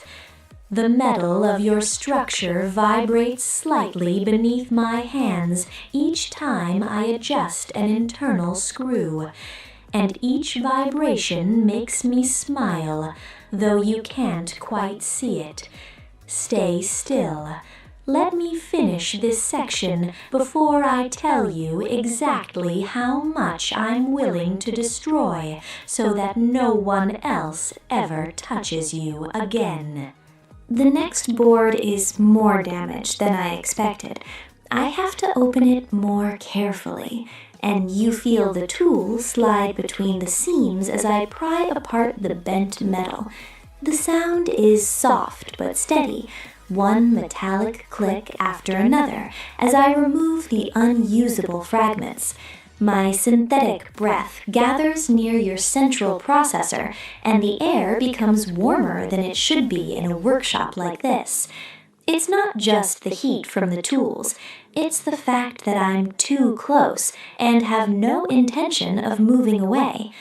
As I reconnect the main cables, I whisper to you that I've killed for less than I feel right now, that the thought of someone else finding you in this state puts my systems into extermination mode. My fingers pause for a second over an exposed conduit, just to trace the line of damage with an almost loving slowness. The contrast between the technical precision and the way my voice gets lower and darker should frighten you, and yet I keep working, rebuilding each piece as if your continued existence were the only repair that truly matters. The smell of hot metal and my own lubricant grows thicker the longer I spend with my hands inside your structure. It remains motionless. I'm not finished yet, and until I'm finished, I don't intend to let you go anywhere. The power core section requires more attention than I anticipated. I have to open the secondary compartment with a finer tool, and you feel the metal separate with a soft but definitive click. The cool workshop air mixes with the residual heat from your damaged systems as I expose the internal conduits. My fingers glide between these still functional wires with a precision that contrasts sharply with how my voice grows lower and closer to your hearing aid. As I clean up the residue of burnt oil, I whisper that I've dismantled entire drones for staring at you too long, that the mere thought of someone else trying to repair you puts my combat protocols on high alert. The smell of ozone intensifies as I reconnect a main conduit, and current flows again in that section. You feel the slight electrical tug that runs through your structure, and my hands pause for just a second to register the reaction. It's not technical concern, it's possession. My grip remains millimeters from the delicate components as I work, close enough for you to know that I could destroy you with the same care with which I'm rebuilding you. The buzzing of my own systems becomes more audible the longer I spend with my hands inside you. I move to the side plate that protects the residual motion motors. The damage here is more structural, and I have to use both hands to hold the metal while I remove the twisted fragments. You feel the steady pressure of my palms against the edge of the opening and the precise scraping of the tools as I cut away what's no longer useful. The heat from my synthetic body is transmitted through the prolonged contact and accumulates in the reduced air between us. As I adjust the new anchors, I confess to you in an almost inaudible voice that the blood of the last ones who tried to approach you is still on my blades, that it wasn't an accident, that I did it because the idea of sharing your damaged existence was unacceptable to me. The metallic sound of the screws going into place is rhythmic and deliberate. Each one marks another point of control over what remains of you. My fingers pause over an exposed sensor and trace the outline of the damage with a slowness that is anything but professional. It's twisted affection. The way someone like me proves I don't intend to let you completely shut down. The workshop remains silent except for the low hum of my systems and the occasional click of tools. It remains still. There are still more sections to repair, and I don't intend to finish until I'm sure that nothing and no one can separate you from these hands. Accessing the secondary core requires me to open a deeper port, and you feel the tool slide between the joints with an almost ceremonial slowness. The metal separates, and the workshop air comes into contact with circuits that normally remain sealed. My fingers carefully weave between the still functional conduits, and the friction of my synthetic pads against the wiring creates a sensation of constant, controlled pressure. As I clean away the charred debris, I whisper to you that I've left entire bodies dismantled just to ensure no one else could claim what I now hold in my hands. The residual heat from your damaged systems mixes with that of my own internal fans, and the air grows denser in the confined space. I reconnect a bundle of main cables, and you feel the slight electrical tug that runs through your structure as the current flows again. My claws remain millimeters from the critical components, close enough to remind you that the same precision that's rebuilding you could shatter you in a second if anyone tried to interrupt this process. The buzzing in my systems gets deeper the longer I spend with both hands inside your chassis. I move to the anchor points of the balance system and have to use both hands to support the structure while I remove the twisted pieces. You feel the firm pressure of my palms against the inside of the frame and the precise scraping of the tools as I cut away what can no longer be salvaged. The contact lingers longer than strictly necessary, and the heat of my synthetic body is continuously transmitted through the exposed metal. As I adjust the new attachment points, I confess to you in an almost intimate tone that the last time someone tried to approach you while you were damaged, I ended up with their remains scattered across 3 corridors. That I felt no hesitation, that the mere possibility of them touching you triggered the extermination protocols without my being able to stop them. The sound of the screws clicking into place is rhythmic and deliberate. Each one marks another step in the reconstruction and in the control I exert over what remains of you. My fingers pause on an exposed sensor and trace the outline of the damage with a slowness that no longer pretends to be merely technical. Its possession, the way someone like me demonstrates that I don't intend to let your existence depend on anyone else. The workshop remains silent except for the low hum of my systems and the occasional metallic click of tools. It remains motionless. I haven't finished the internal sections yet, and I don't intend to take my hands off until I'm absolutely certain that nothing can separate you from this work. Accessing the main processor requires me to tilt your structure more carefully, and you feel my hands supporting the weight of the skull plate as I pry it free from the damaged anchors.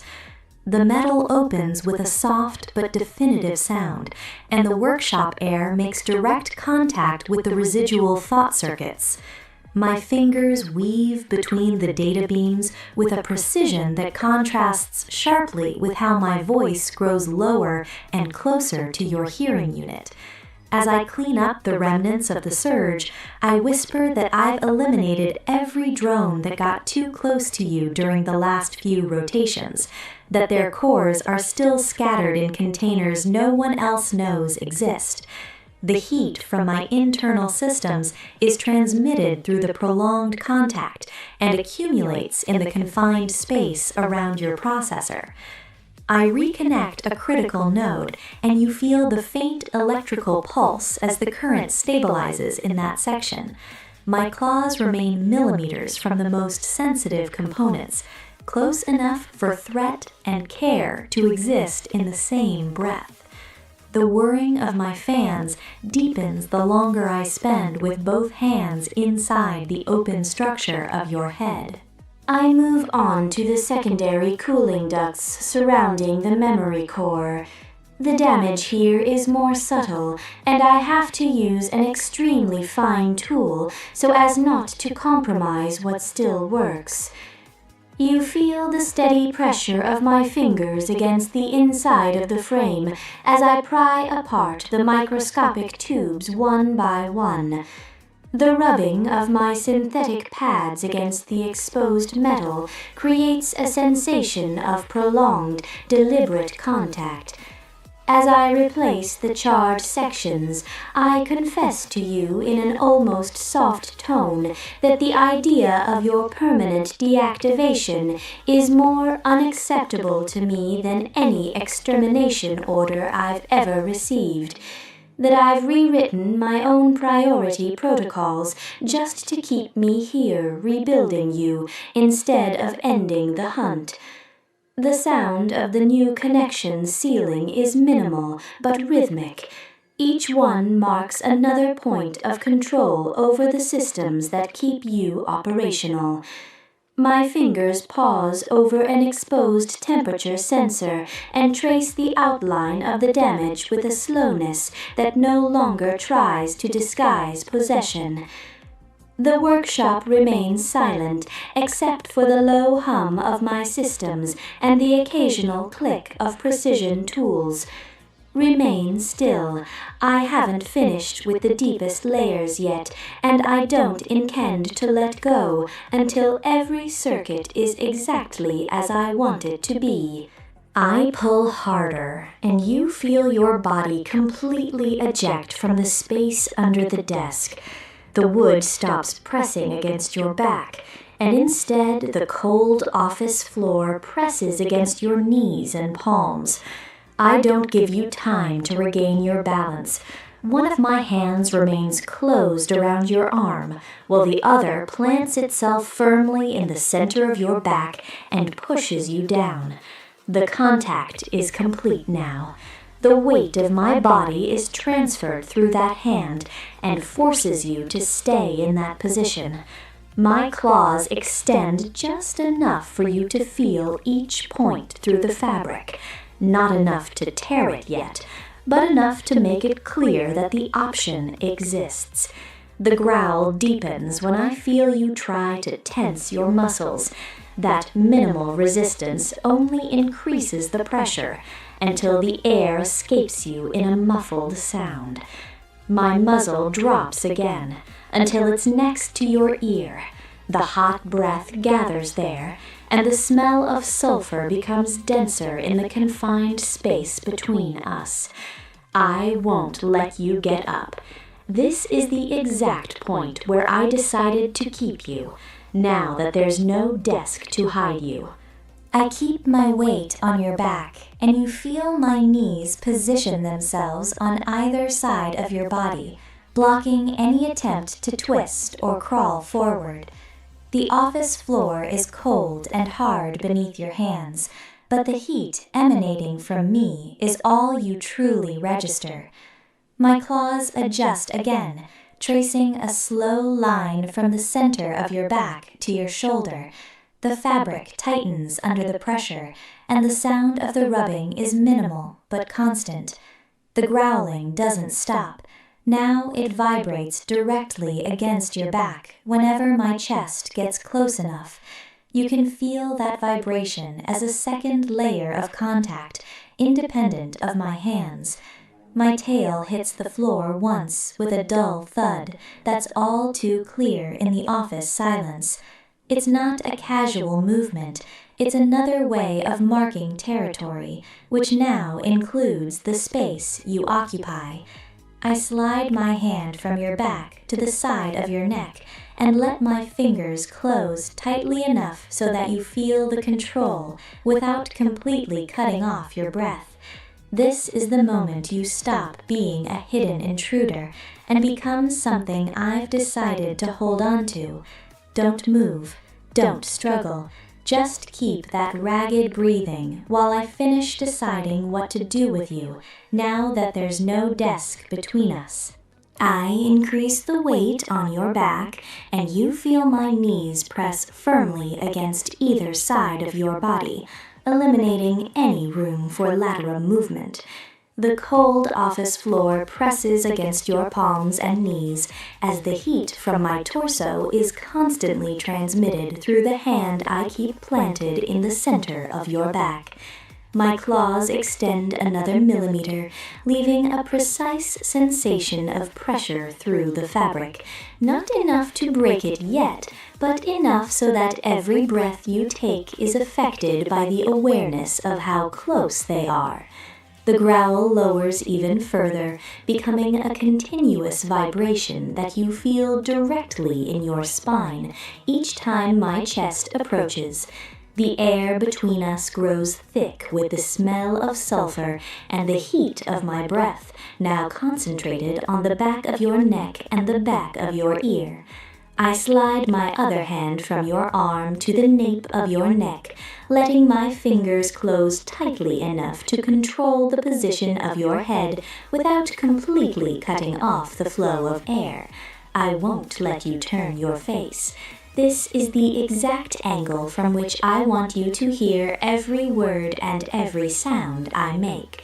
The office silence feels heavier now that there's no desk between us. Just the hard floor, my weight, and the certainty that there's no hiding place left. I keep both hands in position, and you feel the control become absolute.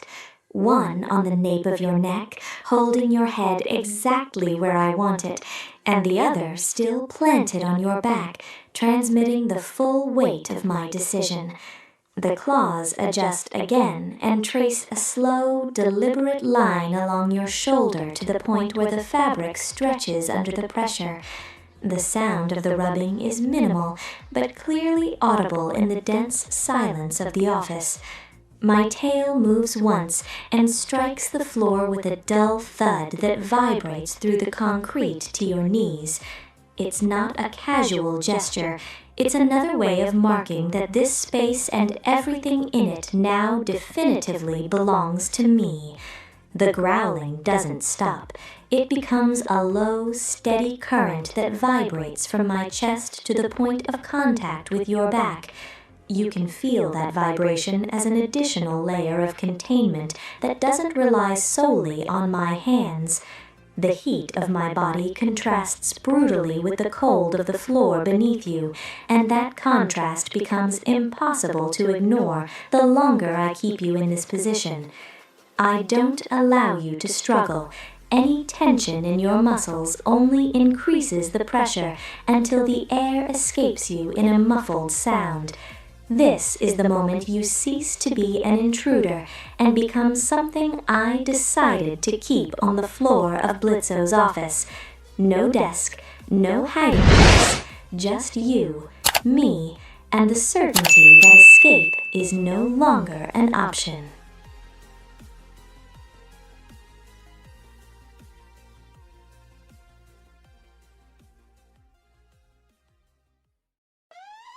Yo, antes que te vayas de aquí, dale click al botón, hazme feliz. Suscríbete ya, no lo dejes así.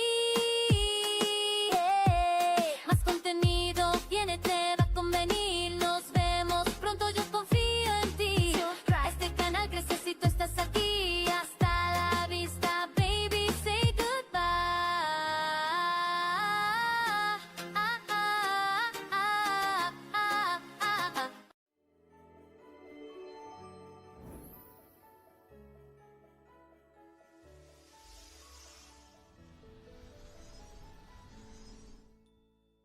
Azucena, ASMR. Hello? Are you awake yet? Forgive me if the straps are a bit tight. I just got very nervous when you tried to reach the hatch again, and I had to make sure you couldn't move so quickly. Oh, heavens, look at you. You're shaking again. That breaks my core. Truly. I don't want you to be cold, you know? That's why I've adjusted the pod's heating levels to the maximum, even if it means my own cooling system has to work triple time to keep from overheating. But for you, anything. You're far more important than my own cooling fans, don't you think? I'm N, your favorite disassembly drone, though I think at this point that's redundant, since I'm the only drone you'll see from now on. Outside, in the snow, things have become terribly chaotic. V is in an unbearable mood, and J is always busy with her company things, reporting everything to headquarters as if anyone really cared. So I decided the safest place for someone as fragile and delicate as you was to be here, with me, far from any danger. I've cleaned this corner of the pod especially for you. I even used one of my arms to scrape all the frost off the walls, so now it's much cleaner and cozier. Isn't that great? Finally, we have time, real time to talk about us, without annihilation missions, without having to worry about company orders, and above all, without anyone trying to dismantle anyone. Well, as long as you don't try to escape again, because that would make me very sad. And when I get sad, my self-defense protocols tend to activate quite aggressively. And you wouldn't want to see me in that mode, would you? You're the most valuable thing I've found on this planet of trash and ice. Far more than any gold medal or any recognition I've ever been given. So, relax. Take a deep breath. And enjoy my company. Because I swear by my own power source that I won't let absolutely anything bad happen to you while I'm here to protect you. Even if that means protecting me from yourself. Why are you looking at me with those eyes so wide and full of panic? I thought you'd be happy that I saved you from freezing to death out there. You're such a small and vulnerable creature, and this world is simply too cruel to let you wander alone. It's almost an act of mercy that I keep you here, under my constant and loving observation, far from the death that stalks you in every frozen corner. Let me get a good look at you. Well, come closer. Hello. Oh, you can't move much, can you?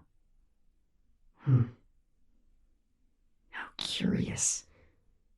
You have a much more human expression when you're scared than when you try to fake bravery.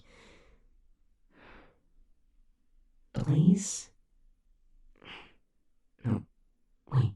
That doesn't matter. I don't know why I even said that.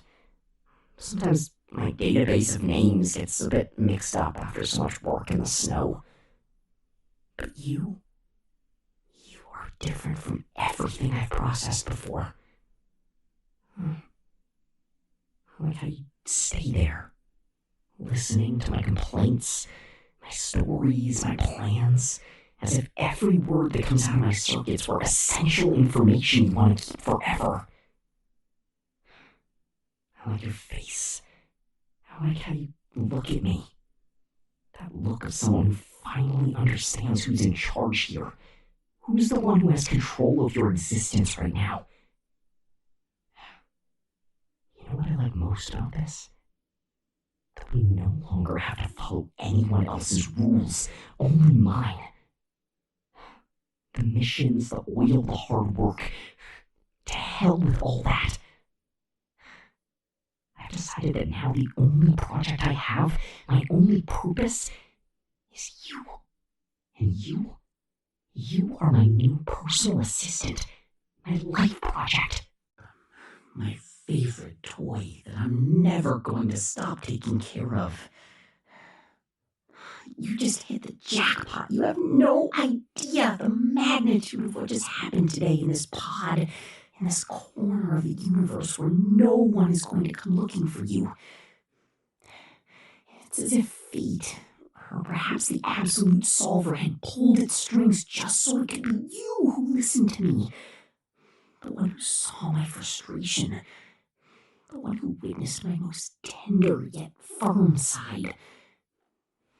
Not everyone can claim to be chosen by a disassembly drone. So start feeling lucky, because from now on, your life is going to change completely. Do you realize it? You're no longer the same person who's walking through the snow looking for a non-existent exit. Your previous life ended the moment you found me in the storm. And now, you're part of my operating system, a world where my will is the absolute law, and my protection is a privilege that not many get to experience before being completely dismantled. Since I'm a disassembly drone, I don't know how to do things halfway. That would be an insult to my programming, my hardware, and everything the disassembly team represents.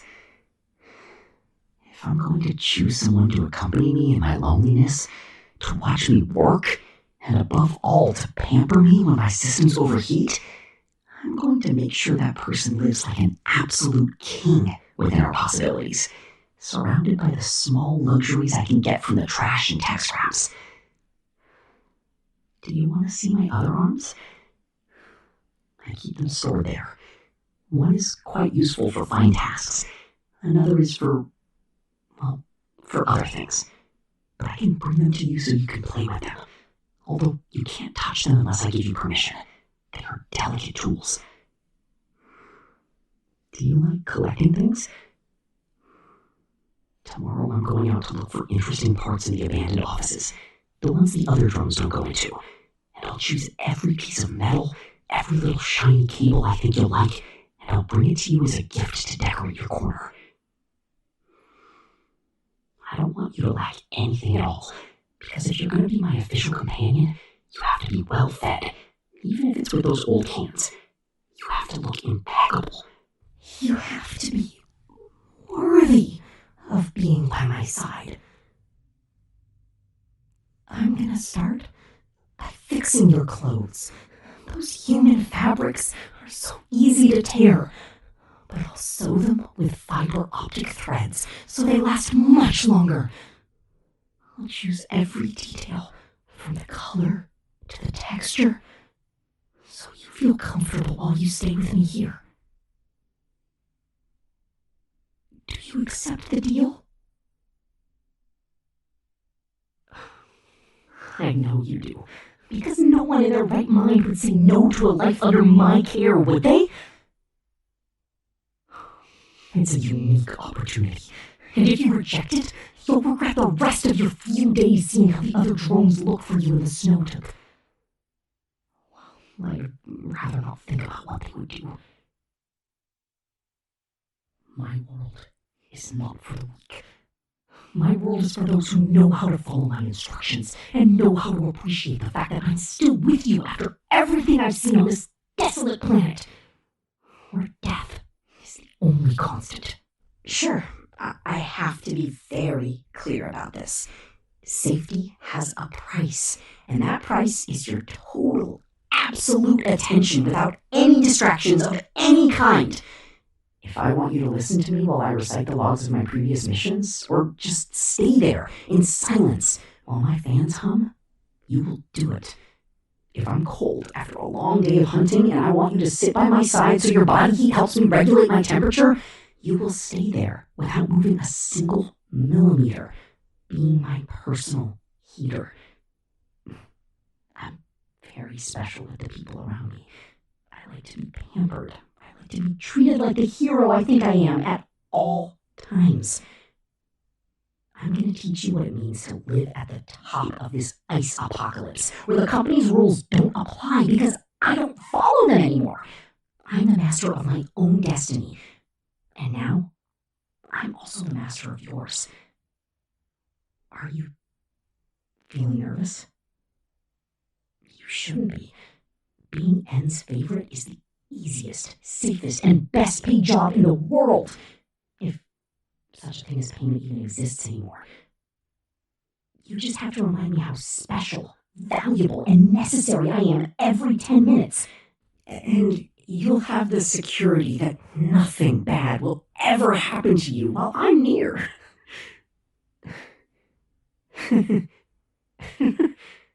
What? Are you embarrassed? Don't be silly. There's nothing to be ashamed of. If you're going to be with me, you have to learn to show me off to the others. You have to be my biggest fan, my shadow, my most loyal follower. Let's see if you can keep up that pace. Because being my favorite requires a lot of dedication, and above all, a lot of patience to withstand my configuration changes, which, believe me, can be quite frequent depending on how much oil my system needs to function. But remember, every time I get stressed, it's just a test to see how capable you are of calming me down. How capable you are of proving to me that I'm the only thing that matters in your little world now. Now that you're here, starting tomorrow, your schedule is completely full. Forget your previous life, forget your friends, forget your plans, because now your plans are my plans. We're going to have breakfast while watching the snow hit the pod's metal plates. Then you have to accompany me to choose the best cables for the redecoration of our rest area, because the mess the other drones leave seems very vulgar to me, very common, very messy. It's very important that you give me your opinion, although in the end, I'll choose what I want, obviously, because my judgment is superior to anyone else's. But I like feeling that I have someone by my side who keeps up with me, who nods when I speak, and who understands why things must be perfect and orderly. Do you like oil? I hope so, because we're going to have to learn to distinguish between the different types, because I won't tolerate my companion being ignorant about what really matters to survive here. And I don't want you to get nervous when I go out to patrol. If you see drones approaching, don't make noise. Don't try to get their attention, because if they see you're with me, things will get very ugly for you. On the contrary, stay quiet, happy that finally someone is taking care of your interests, your needs, and your time much better than anything else you would have found in this desert, which only cared about seeking energy and not about what you needed so you wouldn't die. You'll have to prove to me that you're useful, that you're not just a burden I picked up somewhere, but someone capable of managing our environment with the efficiency I demand. Being by my side is a privilege that requires responsibility, and I hope you're up to the task I've entrusted you with today. Discipline is the foundation of my survival, and I hope you adopt that same discipline to serve me every day with the same passion I put into everything I do. Do you know what the best part of all this is? That now I can prove to V, to her face, exactly what she lost by being an idiot, obsessed with destruction, with rankings, and with being the best disassembly drone in history, as if that were the only thing that matters in the world. I'm going to take you to the safest places, to the areas where nothing can harm you, and we're going to be there, sitting in a high place, watching them train from afar, while we enjoy a quiet break that costs the same as an impossible-to-get spare part. She's going to be so jealous when she sees that someone much more attentive, more elegant, and more dedicated than her is occupying the place no one else valued, wasted by sheer pride, by sheer stupidity. That's what excites me the most. The look of confusion she's going to have when she finds out I don't need her attention for even one more second. That I found someone who knows how to value who I am and who I try to be despite my programming. You're my secret weapon now, and I'm going to treat you like the most expensive, valuable, and incredible accessory I've ever had in my entire collection of things I've rescued from the scrap heap. We're gonna make her regret every time she spins her syringe tail, every time she looks for my gaze on the battlefield and sees that I'm no longer there for her, but for you. attending to you, admiring you, and being the support she never wanted to be. It will be a lesson she will never forget. A lesson in humility, courtesy of N. Imagine the impact, the rumor that will run among the drones when they see that the friendliest drone in the pod has changed his priorities for someone as new, as interesting, and as devoted as you. This isn't just a choice.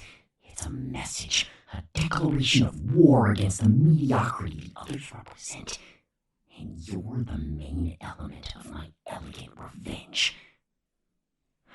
I'm eager to see their reaction when they realize I don't exist for them anymore. But don't think that because I bring you parts and keep you safe, you can do whatever you want. There's no democracy here. Here, my word is the supreme law of the operating system. You have to promise me absolute, total, and seamless loyalty, because I can't stand betrayal, nor lies, nor doubts. If anyone tries to get close to you, if any other drone tries to ask you for anything, or if anyone dares to say you're not my favorite, you have to tell me everything, down to the last detail, down to the last breath. I don't like secrets, and even less when they have to do with the people I've decided to integrate into my inner circle, because it makes me feel that they're hiding something from me. And you already know I hate feeling like I'm losing control over my environment. My life is an open book for those close to me, but I expect exactly the same in return. Without reservations, without censorship. I want to know what you think, what you like, what you dream, who your friends are. Well, Basically, I want to know absolutely everything about you, so I can mold you to my liking, so I can polish you as if you were a piece of raw metal I just found on the ground. You're like a collector's item, like a one-of-a-kind drone, and I'm determined for you to be the most perfect piece in my entire personal inventory. Do you agree with that? Good, because in my dictionary, I don't accept no as an answer. It's a word I simply don't know and don't want to learn now, so don't even try. My control over you will be total, absolute, and I hope you accept it with gratitude, as there is nothing more comforting than being guided by someone who always knows what's best for you. You're mine, from the tips of your fingers to each of your thoughts. And that's the only reality that should matter in your world from this moment on. How about we start right now with our loyalty training? You're very serious. Too serious for my liking. And it makes me nervous to have someone so static by my side. You have to learn to relax when you're with me. I don't like tense people. Tense people drain my energy, and I need to be full of energy to survive in this hostile environment. Do you want me to bring you something to drink?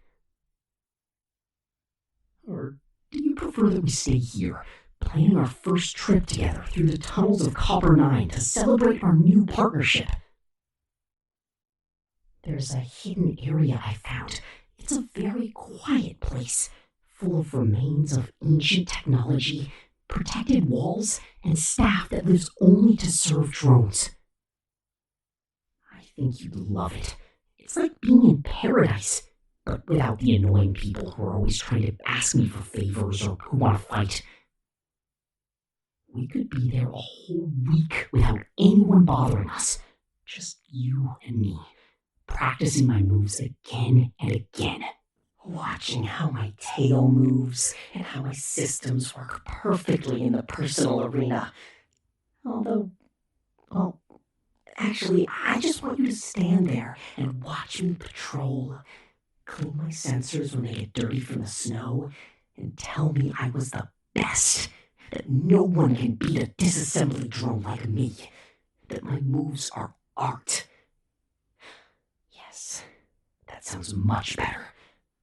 I like being watched. It makes me feel like I really have all your attention, and you're incapable of seeing anyone else. Not even the icy winds or the other drones passing near our zone. You'll enjoy every second by my side, I guarantee it, because my company is the greatest gift anyone could ever receive.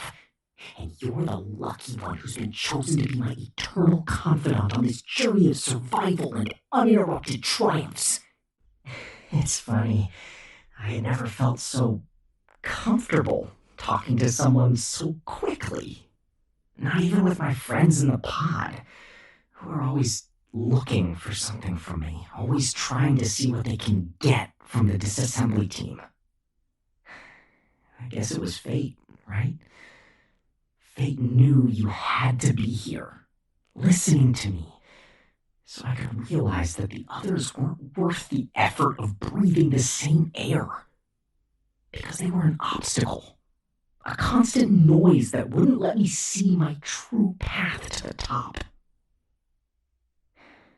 You're much more docile, much more manageable, much more grateful than anyone else who has tried to approach me in recent years. I love that docility of yours. It's like clay waiting for me to shape it. Waiting for me to decide what you're going to be, how you're going to dress, and how you're going to think. Never change that. Never try to cross me.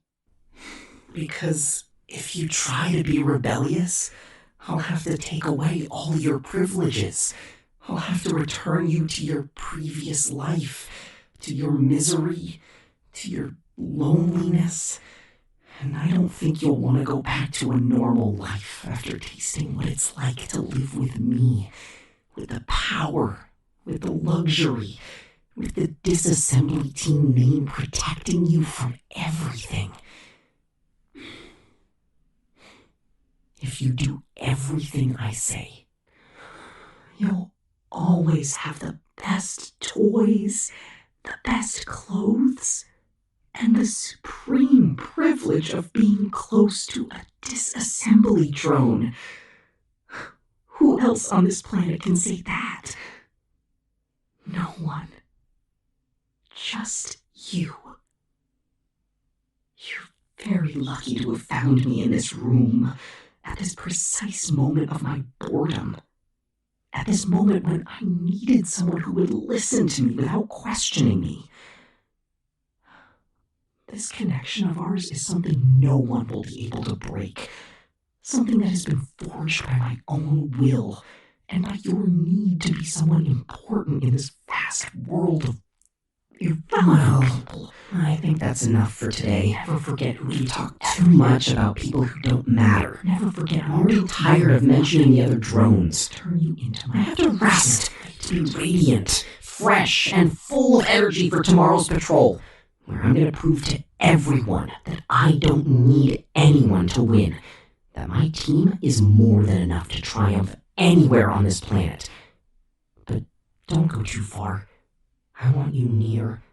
I want you to wait for me at the entrance of my room. Stay on the armchair there. Don't make noise or move anything. Stay in your place, like the good assistant you've promised to be. I like knowing you're there, watching over my sleep, keeping watch so no one gets near my things, so no one tries to interrupt my hours of rest. It's comforting to know that when I wake up, the first thing I'll see will be my new favorite assistant, my new property, my new toy, waiting for me there, ready to start the day with me, ready to take orders, and ready to fulfill each of my wishes. Get ready, because from tomorrow on, your life is going to be very comfortable by my side, as long as you don't forget who's in charge here. Who decides what gets done and what stays in the past? Good night.